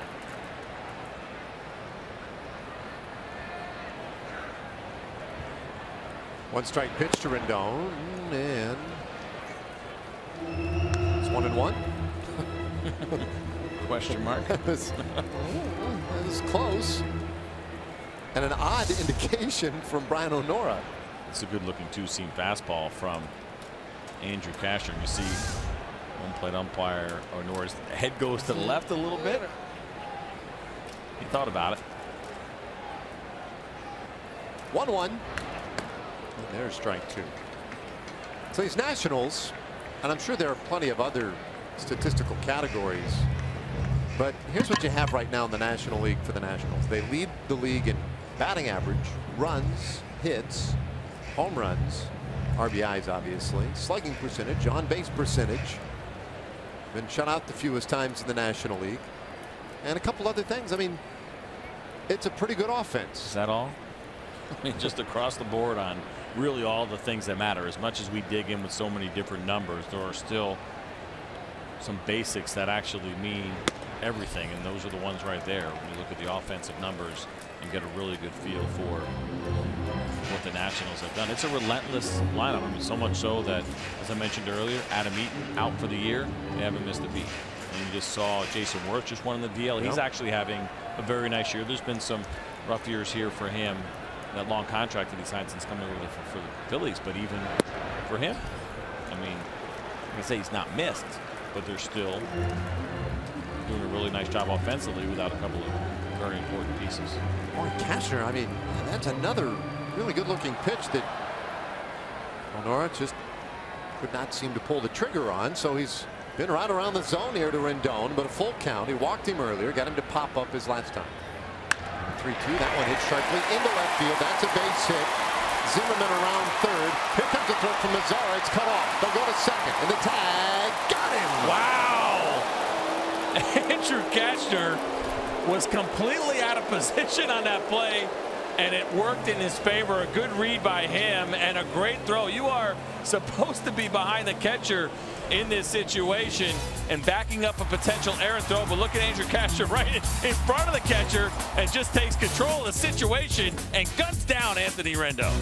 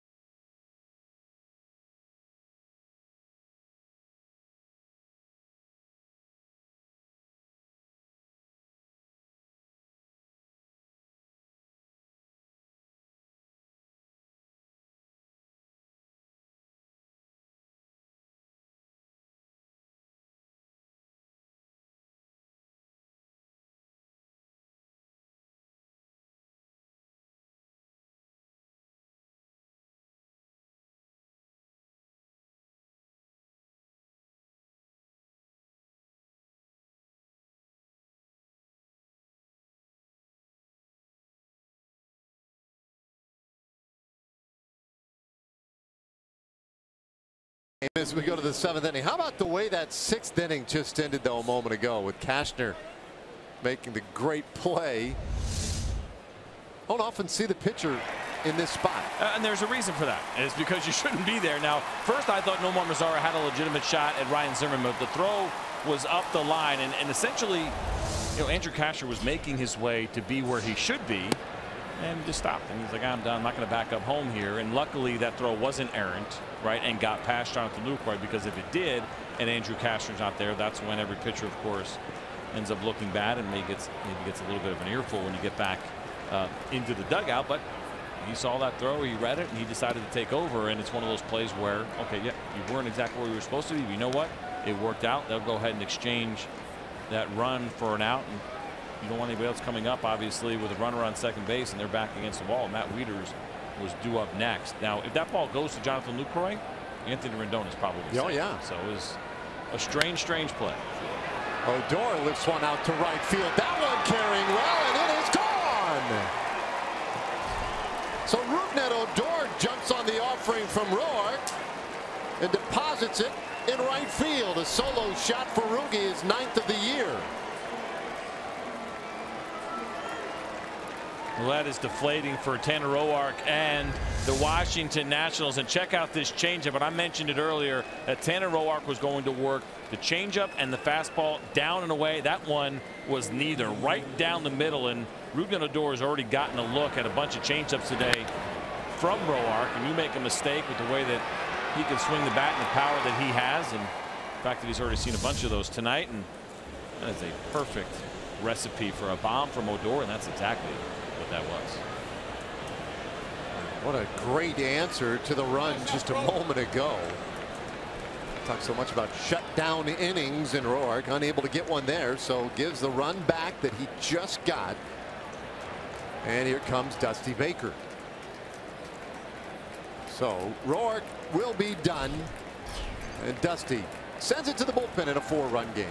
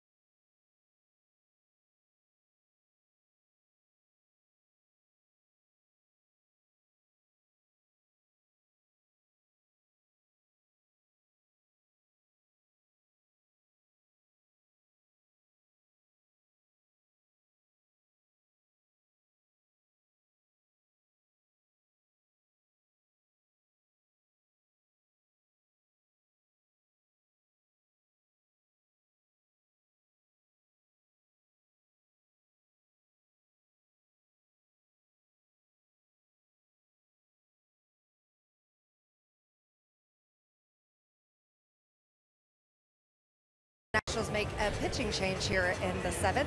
Well, Jeff Bannister was asked the other day about how Rougned Odor has struggled some this year, and the first thing he said was this is a guy who is mentally and physically tough, that he really has very young. He has a lot of skills. He had a monster year last year, and he said, you know, sometimes I'm going to move him in the rotation, give him different scenery, take the pressure off. But he is so confident in his ability. He said really all it is about for Rugi is clearing his thought process and getting back to what he does well and who he is, guys. And again, very young. He has a lot of upside. Well, there's no questioning that.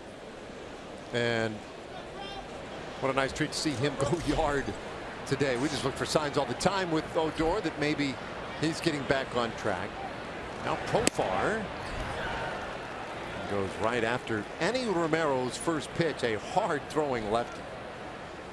Yeah, you don't see this very often. This is a fastball that averages 98 miles an hour. You see the numbers there, especially from the left side. I mean, you just don't see it. So it's mostly fastball, slider, cutter. So everything pretty firm. That cutter will sit around 90. Slider in the mid to upper 80s.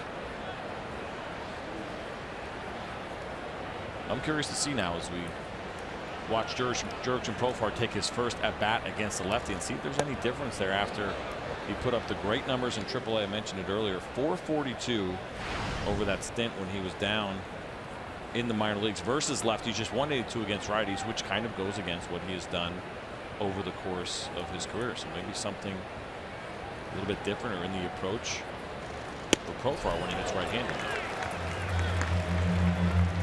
But he probably didn't see that too often in AAA. Guessing he did. 97 in on the hands is pretty difficult to get to. 2-2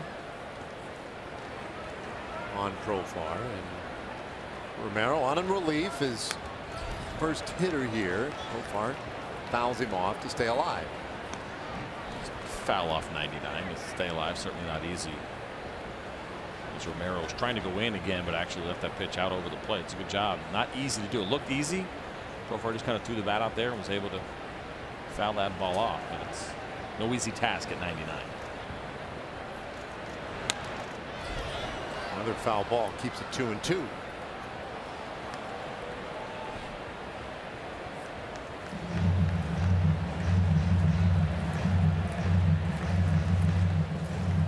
Profar just up today. As the Rangers swap him in and Dario Alvarez out, adding a little depth to the bench in these National League games. Make sure that they have enough bodies. Got a pinch hit, pinch run, whatever the case in a National League game, that you're able to do so. And again, Adrian Beltre still with the team, still active. Oh, getting around gingerly on that jammed left ankle.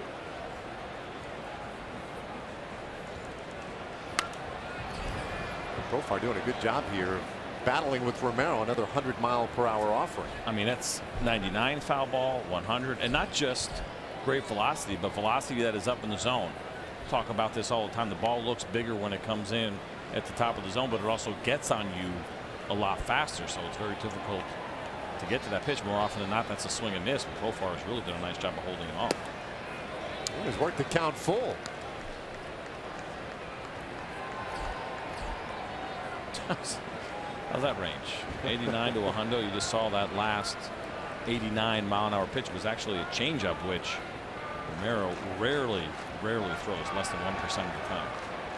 Well, this will be the 10th pitch of the at-bat, and he got him swinging right to 100 miles per hour. So Profar strikes out, but that is a really quality at bat.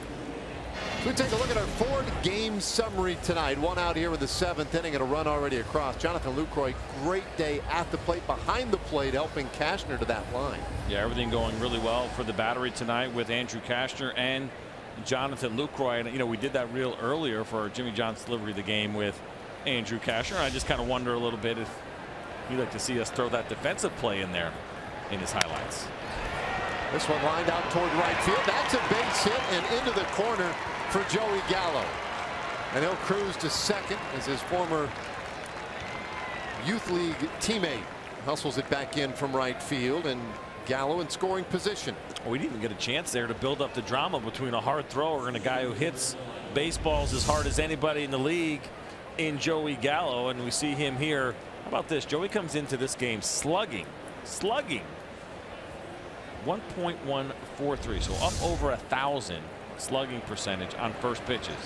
Doesn't matter if it's 100 from a lefty, regardless, and he jumps all over the first one he sees there and drills it down the right field line for a double.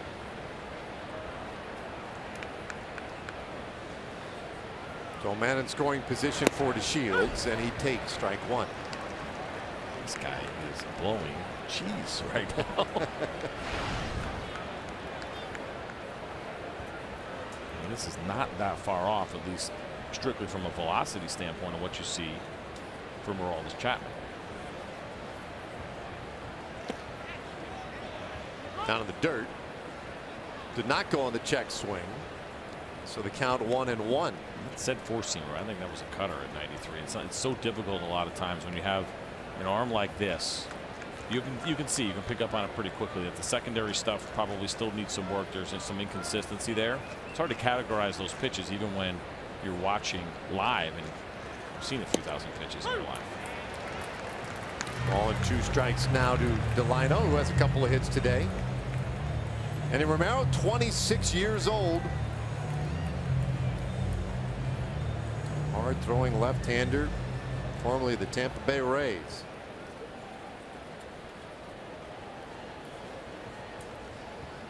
Fired just before spring training this year. And he blows one past the Shields at 101 miles per hour. 2 strikeouts for Romero. So, by the way, tomorrow we are right back out here and in a hurry. And our AT&T pitching matchup, Martin Perez and Gio Gonzalez. I like this pitching matchup. Should be a fun one. A noon local time start. So our coverage begins at 10:30 in the morning tomorrow for you back home in the Central Time Zone. Love it. A little breakfast, a little baseball, all at the same time. Maybe sleep in a little bit on a Saturday morning and roll out of bed and catch your Rangers. I love it. Look at Andrew Casher like trying to hold up his swing. You got any chance? You give him any chance of making contact here? Absolutely. I think he's going to drive one to the alley. Yeah. In the alley. Now look at you. Just want Andrew to be your friend on the bus. He's going the other way with it. The 1-strike pitch. Oh, come on. Can't get that ball. 0-2. Hey, by the way, you can't sleep in. I just want to be clear on that. Oh, I can't? No. You got to be out of here, man. We just got to be here at 12, right? Yeah. Getting you out here for some early work. Oh. Got a pregame hit to do. There's a 2-strike pitch. Oh!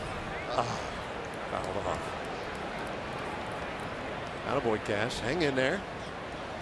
Now here's the thing about Andrew Casher. Like, now we got a little bit of a smile. I was going to say he looks like he's taking this pretty seriously, but actually now showing a little bit of a smile after that foul ball. I mean, got some options here as the pitcher.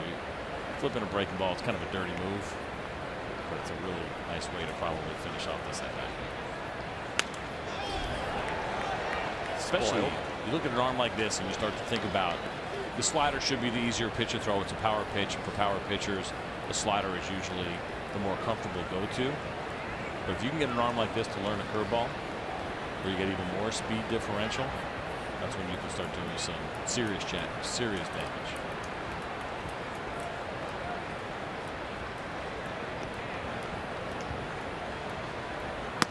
Upstairs, and it's 1-2 to Cashner.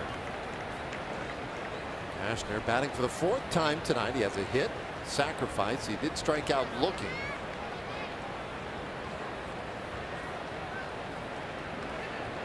He's looking to drive Gallo home from second base.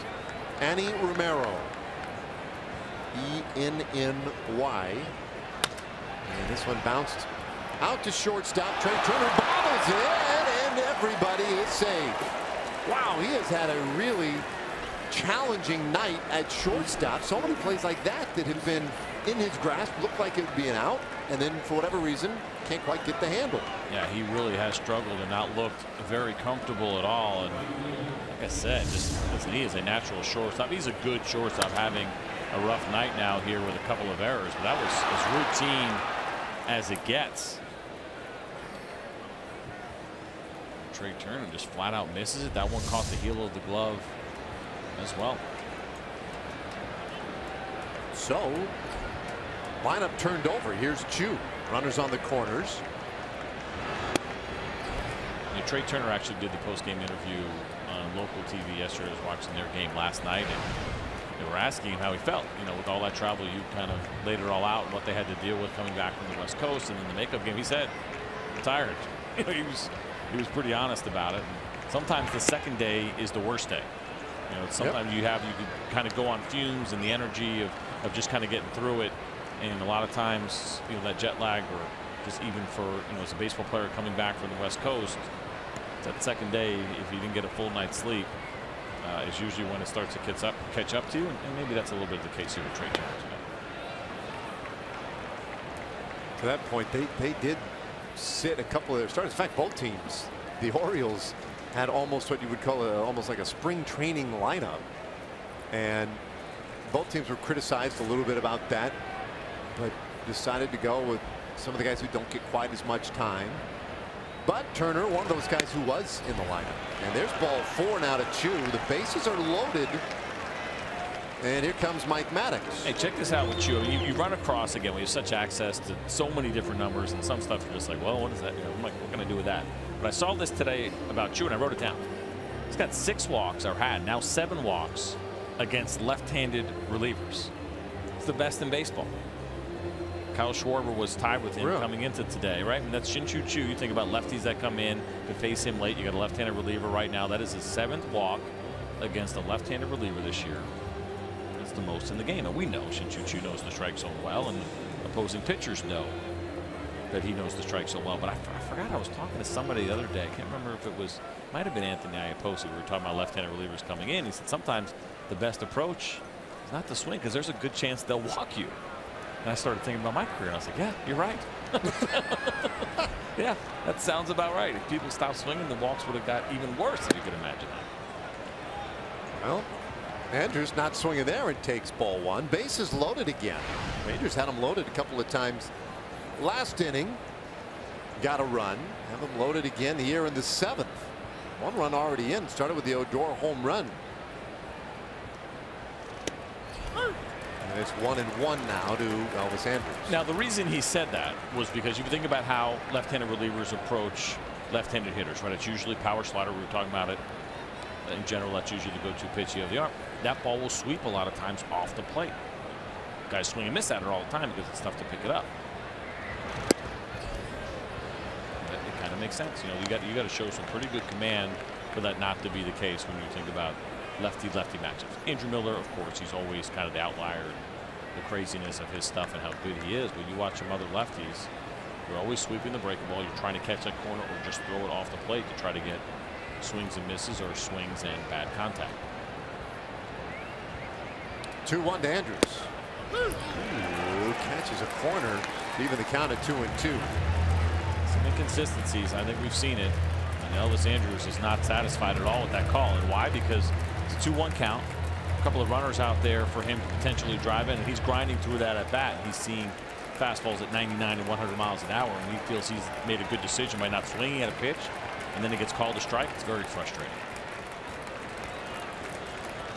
And he strikes out swinging. So Andrews goes up after 1, and he's going to have a few words for Brian O'Nora. Well, how about how this inning started off? We forget it is Rougned Odor getting a first pitch changeup and launching it into the right field seats.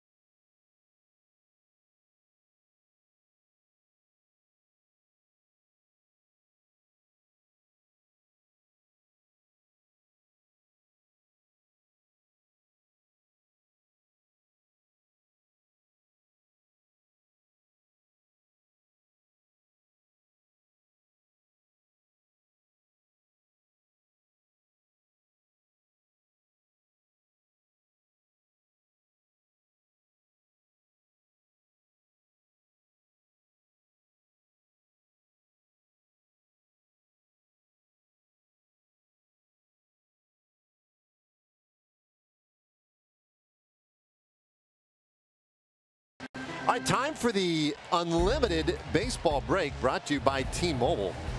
Kevin Kiermaier, airline fracture in that right hip. That's really bad news for the Rays. 2 months down. Lane Adams, who played for AAA Gwinnett Wednesday afternoon and then pinch hit for the Braves later that night. That's awesome right Pretty there. Awesome. Not quite, thinking about Deion Sanders and taking the helicopter to play in both a football and a baseball game in the same day, but still pretty cool. Astros score a lot of runs. That's what they do. And that's the other tidbit for you here tonight. All right, Andrew Kashner going to work in the bottom of the 7th inning against the bottom third of the order for the Washington Nationals, and he is working with a 5-1 lead. So the right-hander has competed quite well tonight.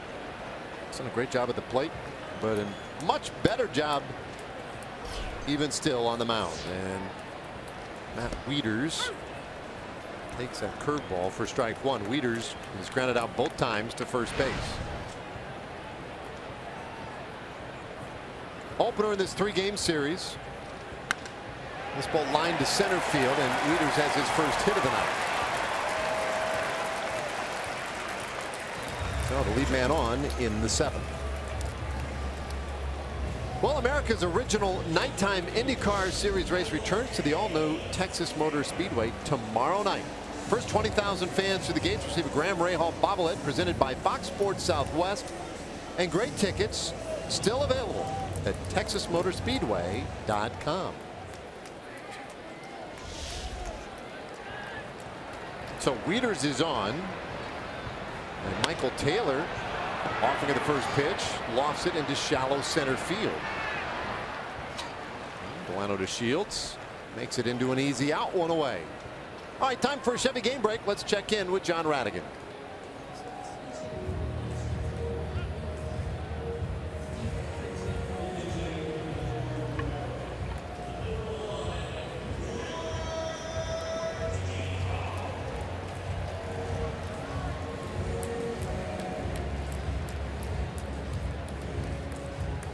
There you go. Some pop once again from Giancarlo Stanton. Not a huge shock there. Wilmer Defoe is going to pinch hit here for Roar, or rather for the pitcher's spot, and he lines the first one to center field, and DeShields into a slide makes a great catch. 2 away.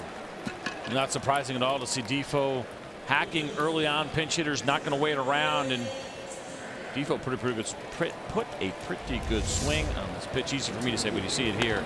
It's a fastball early on, and why not with this kind of lead right now in a 5-1 game? Go right at him. But look at Delano DeShields with the nice sliding catch. Defoe come off the bench, not pleased at all. Andrew Kashner, though, very pleased. Now Trey Turner, 2 out. And a man on, and Turner is 0 for 2 with a walk.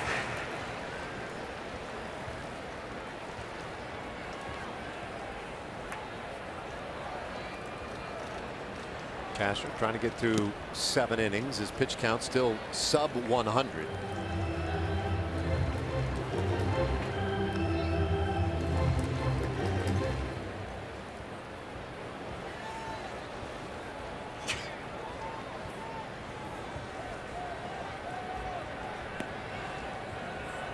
The highest he has gone in terms of pitch count this year has been 99 in one game.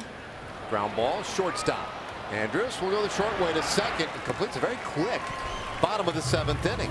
Just 7 pitches needed for Kashner.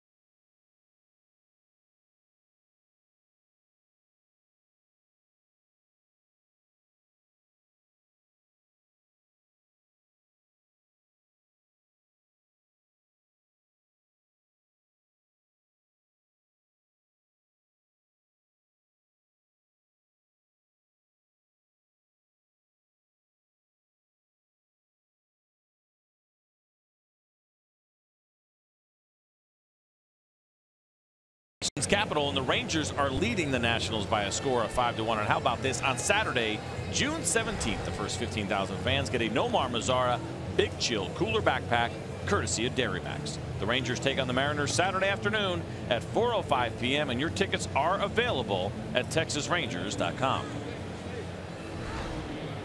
There's the Big Chill. And he'll be leading things off in this 8th inning against new pitcher for the Nationals, Jacob Turner overdrive. That's incorrect. Oh, just Jacob Turner in his 12th appearance. He'll be taking care of business in this 8th inning. Mazara, Lucroy, and Odor.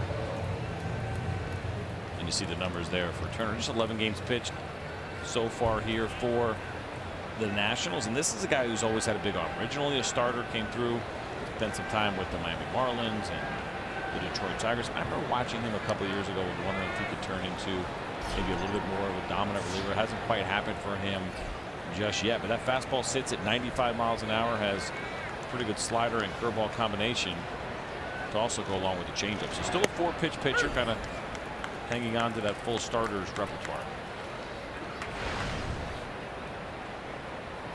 He draws a pretty good challenge here. 3, 4, and 5 coming up this inning. 5 runs, 12 hits for the Rangers. They've been swinging it pretty well. Came in there with some pretty good velocity, 97 miles per hour. But it's 1-1 on Mazara. Walked with the bases loaded his last time up. Prior to that, 2 for 3. And he lifts this one out into center field. Back goes Taylor, and he's going to have room. 1 away.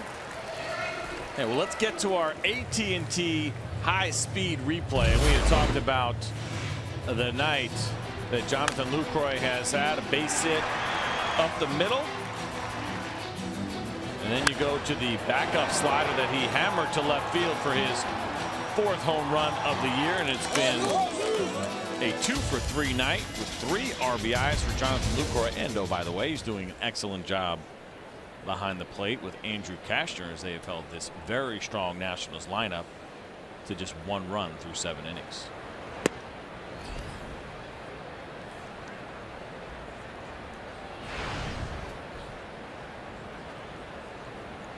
So he's done a nice job as a cleanup hitter. And he has been in that spot a number of times this year. Talked about it earlier. The Rangers have used 8 different guys in that cleanup spot this year, most in the league, and it matches the number that they used all of last year. For Lucroy, it's 14th time he's found himself in the 4th spot of the order, and he bounces this one up the middle. He has a 3-hit game. Now, conventional wisdom, here we go, CJ, would say that your catcher on a Friday night game with a new start tomorrow would get the day off. But if you have 3 hits and a bomb, what do you do? I mean, that's not even, tomorrow's not a day game. Tomorrow's a morning game. I mean, you have to be honest as far as, you know, what time you actually get here and get started. I would think so. Now the temperatures are starting to creep up here a little bit in Washington, D.C., so that has something, I think, to do with it as well. I think it's going to be pretty warm on Sunday. I mean, you have the option, you know, quite honestly. It depends on how Jeff Bannister feels, if there's something about the pitcher in particular, if he likes Martin Perez and Robinson Chirinos together, whatever it may be. I don't think that Jonathan Lucroy would be completely opposed to catching tomorrow, but that means Sunday for sure is an off day. So I think you have an option there. My guess is that he'll have off tomorrow and play on Sunday, but I don't think it would be the worst thing in the world to play tomorrow and take Sunday off. Not when you're swinging the bat the way he is right now. Well, he's on for Odor, who homered in the 7th inning. And Jacob Turner off the handle, foul. I mentioned it earlier, and knowing that Rougned Odor, if he had gotten one of those 2-seam fastballs or changeups to handle, that he could do some damage, and he certainly did. A first pitch hanging changeup from Tanner Roark and a bomb there from Rougned Odor, and he knocked Roark out of the game with that swing.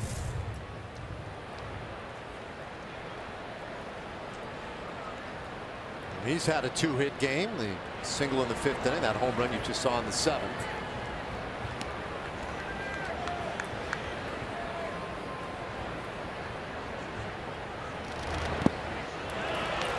0-2 the count.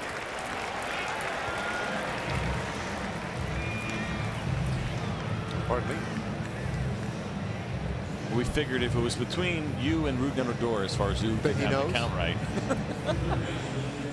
as much as we were hoping that he was wrong. I got deep.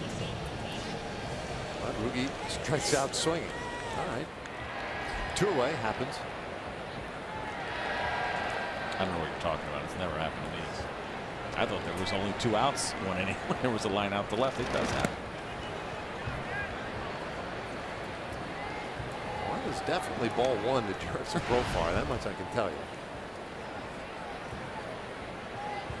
Couple of strikeouts tonight. Jurickson had hit a 135 in his 15 games with the club to start the year. And he called for tonight's game.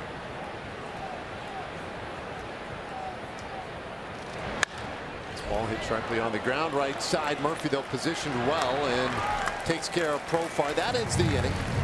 So no runs and a man left. We go to the bottom of the 8th. Rangers lead by 4.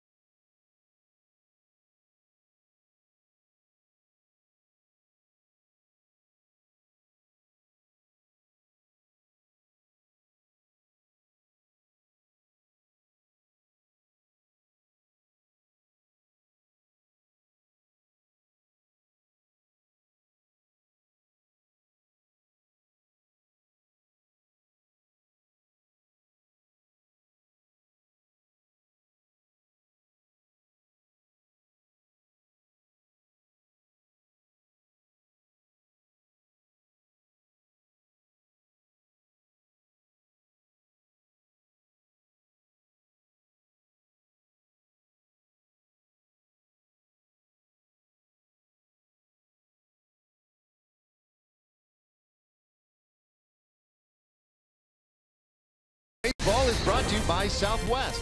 Yes to low fares with nothing to hide. That's transparency. And by AT&T Internet. Visit AT&T.com/keepcalm to learn more.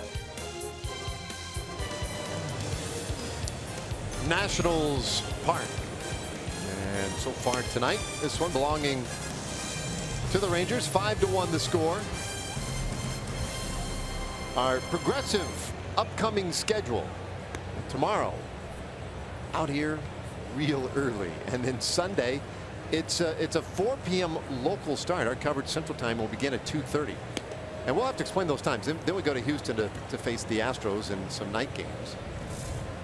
Jared Hoying comes in defensively in this 8th inning, takes over for Delano DeShields in center, and now Alex Claudio out of the bullpen. So Cashner's night is done.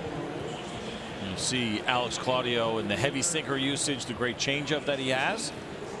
Fastball sits just around 86 miles an hour, but it is all about the deception from the sidearm angle, the great movement that he has, and he wants contact. He's not looking for swings and misses. He is a guy who generates a bunch of ground balls. That's the game plan. He can get those swings and misses on changeups occasionally. He threw just 3 days ago where he threw those 3 innings, if you remember, against the New York Mets in the first game of that 2-game series, and threw just 34 pitches to get through those 3 games. He fires in a strike. Start this 8th inning. Ryan Rayburn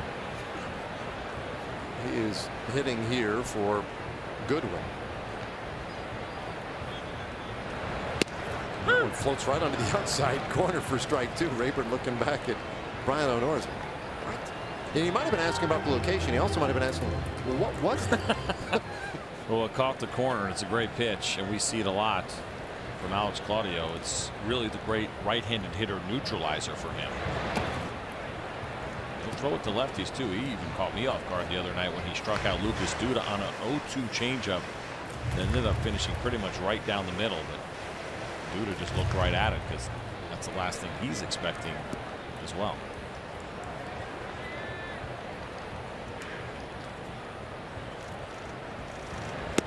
And there's a swing and a miss. Rayburn strikes out to start the 8th.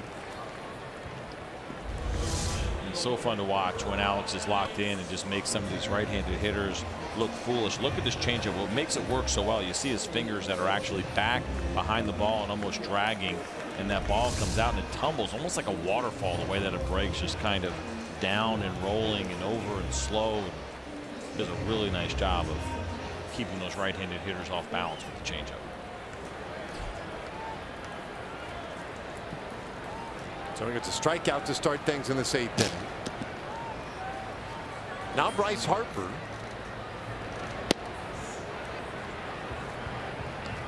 Harper 1 for 3. This will be a fun matchup too. I think when Alex gets up against really good left-handed hitters, you know, they do their work. The reason they're good left-handed hitters is because they're good against left-handed relievers, but they don't see left-handed relievers like this very often. Right in there, and it's 1-1.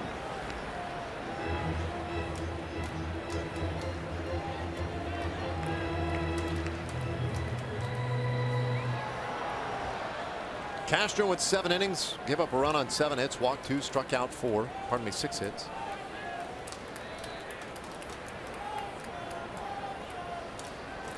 And now Claudio's 1-1.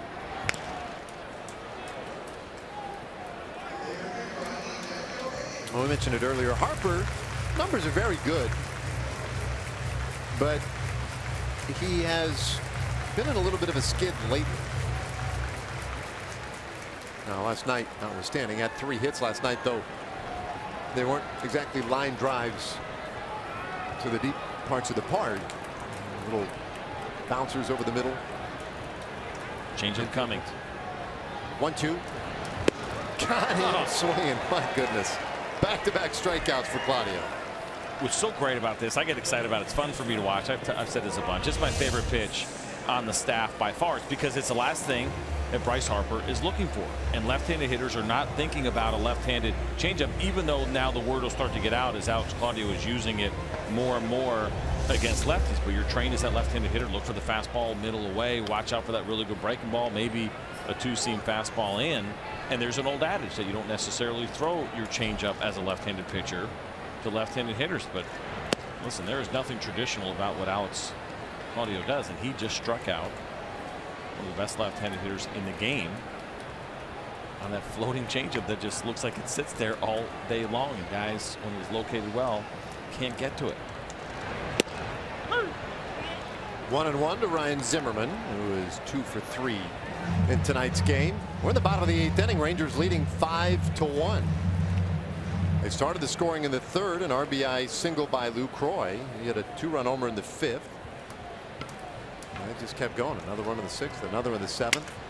Zimmerman bounces it foul for strike 2. Nationals, they got their 1 run in the 6th inning on a wacky play. Anthony Rendon drove a ball to left field to bring home Ryan Zimmerman, and a throw to the plate was then cut off just in front of the plate by Cashner, who then threw to second to gun down Rendon. And that ended the inning.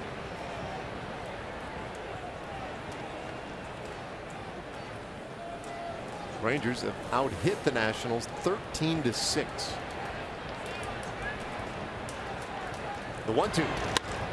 And this one rolled weakly to shortstop. Long throw for Andrus and plenty of time. Completes a 1-2-3 for Alex Claudio in the 8th. Excellent job.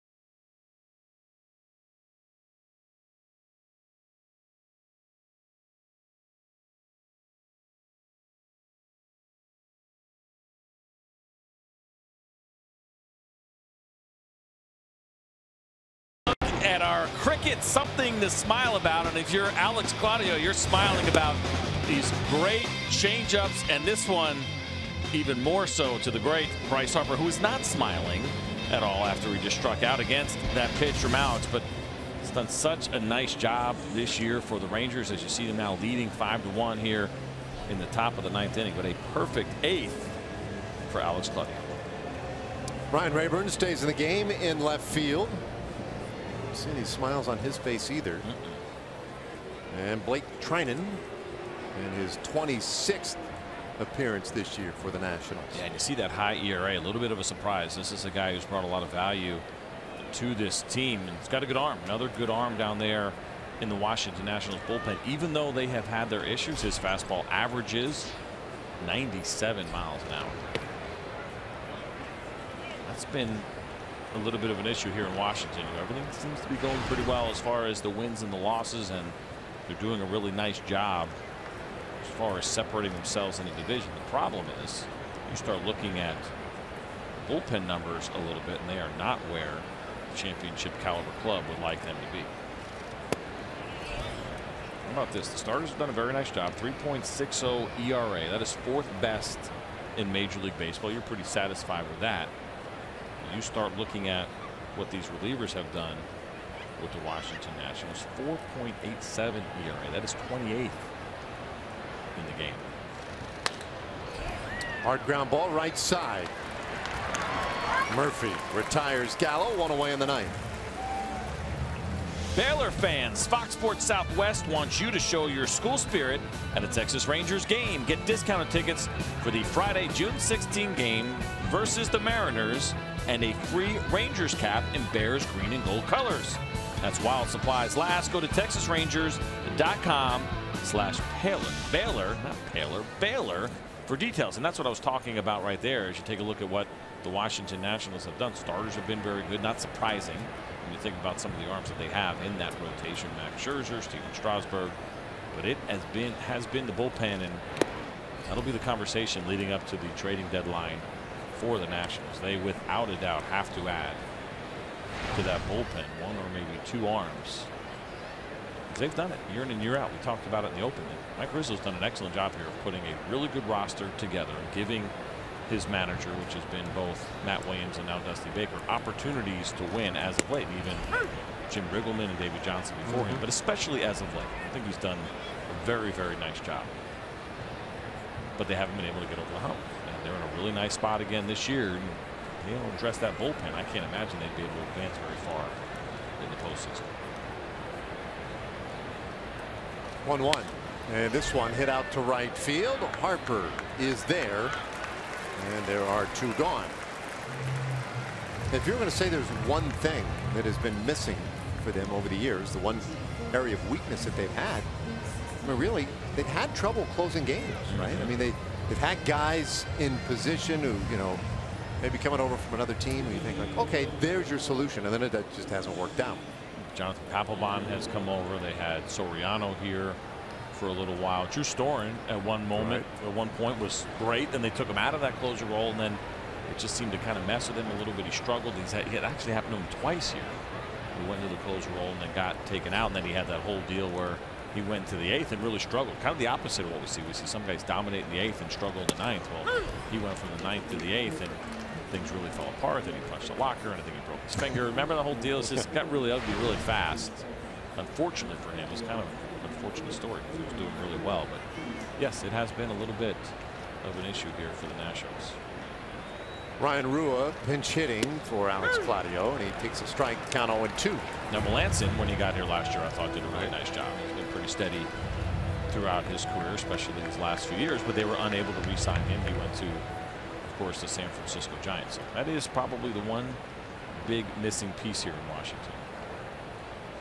Well, they just keep winning year after year here, win their division, put up big numbers.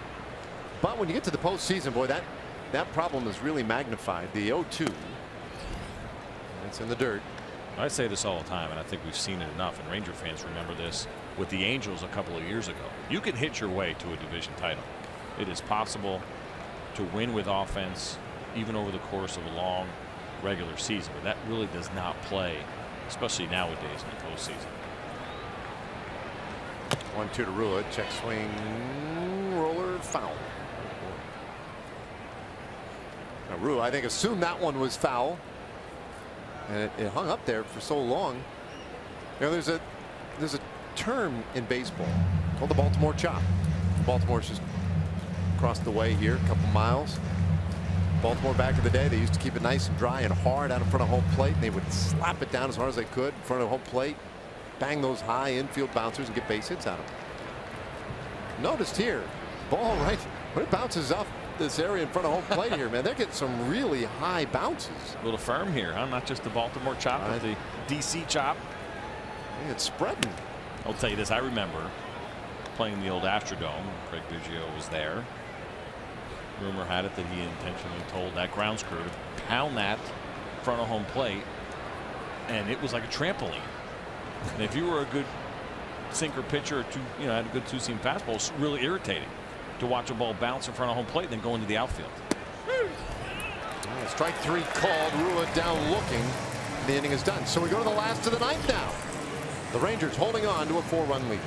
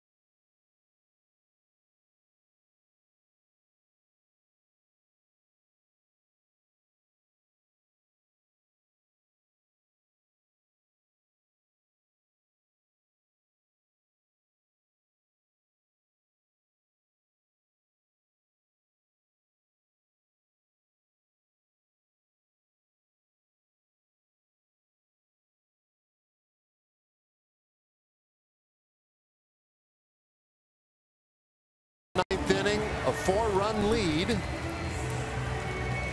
And Keone Kela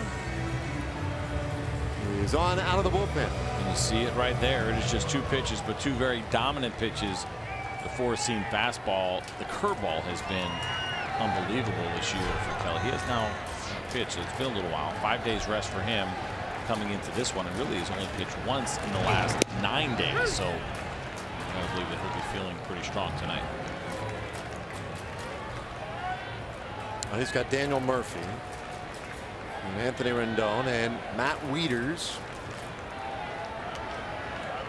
leading by 4.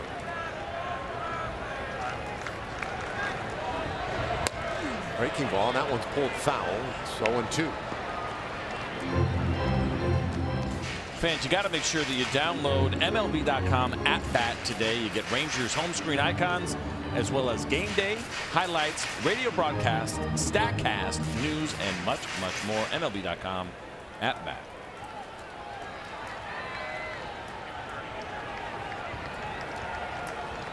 Murphy's 1 for 3. Kela, another curveball, and that one swung on and bounced up the middle. So Daniel Murphy is on to start the 9th. That'll give you a little bit of an idea how good Daniel Murphy is. Yoni Kela has had so much success with that curveball. How about this? Coming into tonight, opposing hitters just 1 for 38 against that pitch. That is an 0.26 batting average on his curveball, and that was a good one there. It was located down, but Daniel Murphy is a very, very good hitter, good contact hitter, good two-strike hitter. Has shown some new power over the last couple of years, but sometimes you just got to tip your cap to good hitters.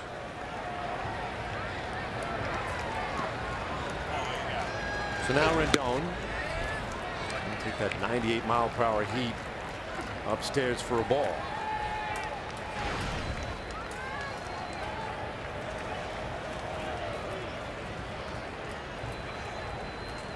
The inning starts with a couple of really good hitters for the Nationals, and then Kela will get to the bottom of the order.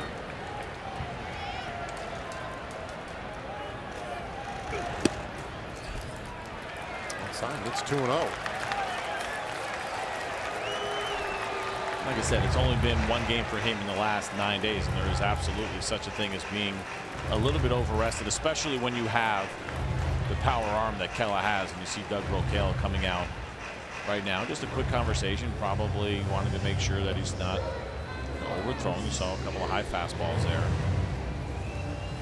I don't think there was anything that I'd be too concerned about. I thought that first at bat was good. I thought Daniel Murphy just hit a pretty good pitch. Well, sellout crowd here tonight. 38,332 the announced attendance. Pretty quiet the last couple of innings. And muster what they can here in the ninth. Down by 4. And a good heater for a strike makes it 2-1 on Rendon. Kela's job is to make sure these fans don't have a whole lot to get excited about.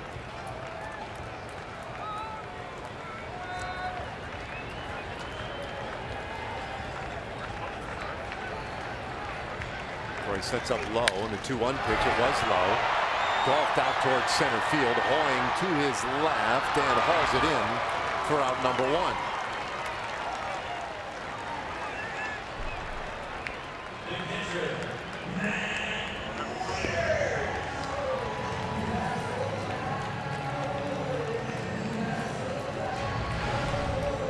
Now Matt Wieters.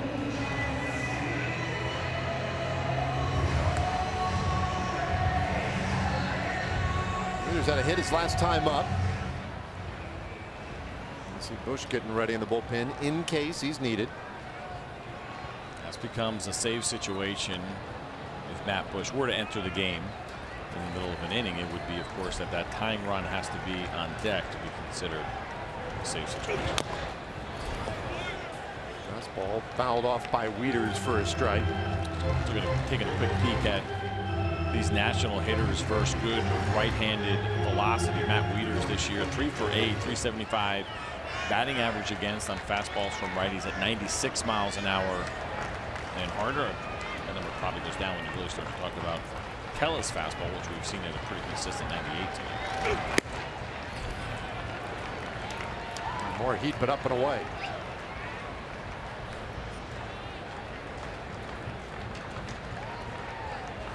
Five runs, 13 hits for the Rangers. 1 run, 7 hits for the Nationals.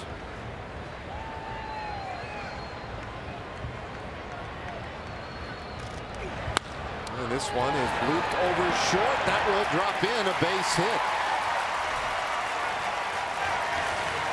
Murphy to second base. 2 runners out there now in the ninth. This was Matt Wieters just kind of throwing his bat out there, and not much of a hit, but Jeff Bannister is going to go ahead and play it safe and go to his closer in Matt Bush.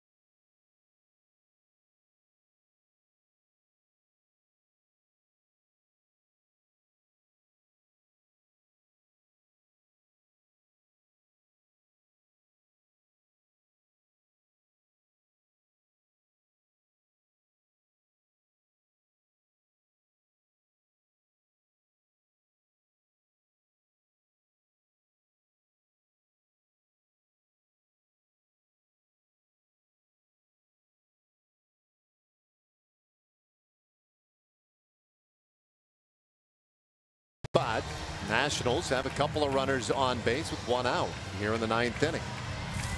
Hey, we invite you to join Positive Coaching Alliance on Tuesday, June 27th for their Putt Putt 4 PCA fundraising event presented by Insperity. If you believe in a positive character-building experience for youth and high school athletes, join PCA on the 27th and help create better athletes and better people across North Texas. Visit PCANorthTexas.org to learn more. Well, it's Matt Bush now that's going to take over here for Keone Kela. And as hard as Kela was throwing, Matt Bush is right there and even a little bit harder. This will be his 3rd game in the last 4 days. He pitched back-to-back games against the New York Mets. And Matt Bush comes out firing 99 miles an hour at the knees of Michael Taylor. Taylor 0 for 3 is 3 times flied out. Bush, the 4th pitcher of the night for the Rangers. Cashner, 7 great innings. Claudio is scoreless 8. Keone Kela got an out here in the 9th inning. And this one bounced to the left side. Second base one. The relay not in time. And Taylor beats it out.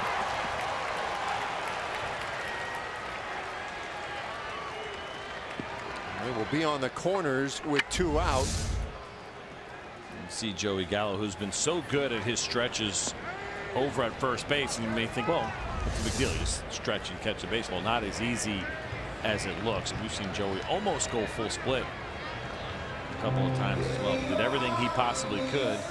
Michael Taylor just beat it out.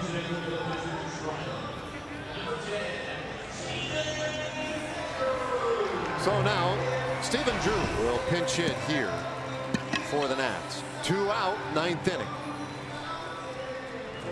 Joey Gallo right now looking into the dugout and trying to find out whether or not the Rangers want to hold the runner. And you see Steve Buechele come out and say, yeah, go ahead. You got a left-handed hitter up right now.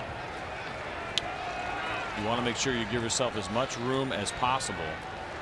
And he had to step off and make sure that Matt Bush knew that. Very important communication between the first baseman and the pitcher, because if that pitcher spins the throw and there's no first baseman there, that could be a balk, and then things could start to unravel. So Joey's going to play behind, give himself a little bit more range against the left-handed hitter. Stephen Drew, a veteran hitter, and he has become a pretty good pinch hitter in his career. Takes ball 1. Had a homer yesterday, his first home run of the season. Recently reinstated from the disabled list, was on the 10-day DL with some hamstring troubles. And hits this one in the air. Short center field. Hoying is in. And he'll give way as that one drops between him and Nomar Mazara. Just absolutely lost in the night sky. Hoying looked like he was headed right for it, and it just stopped. I'm not exactly sure what happened there, and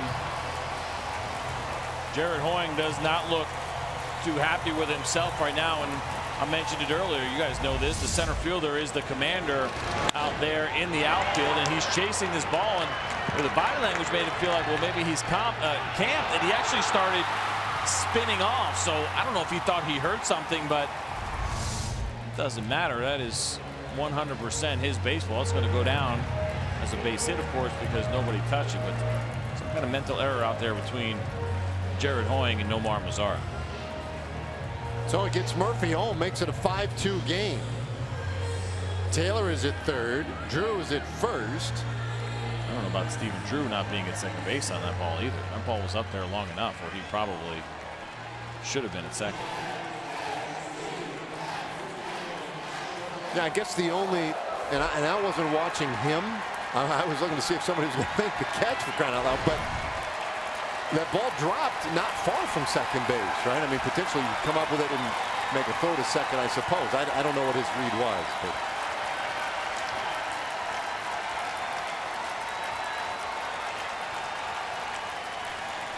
And Joe Ross now in to pinch run for Stephen Drew, who threw very well in last night's game, but he's running tonight. Joe Ross is faster than Stephen Drew. That's really interesting. Right?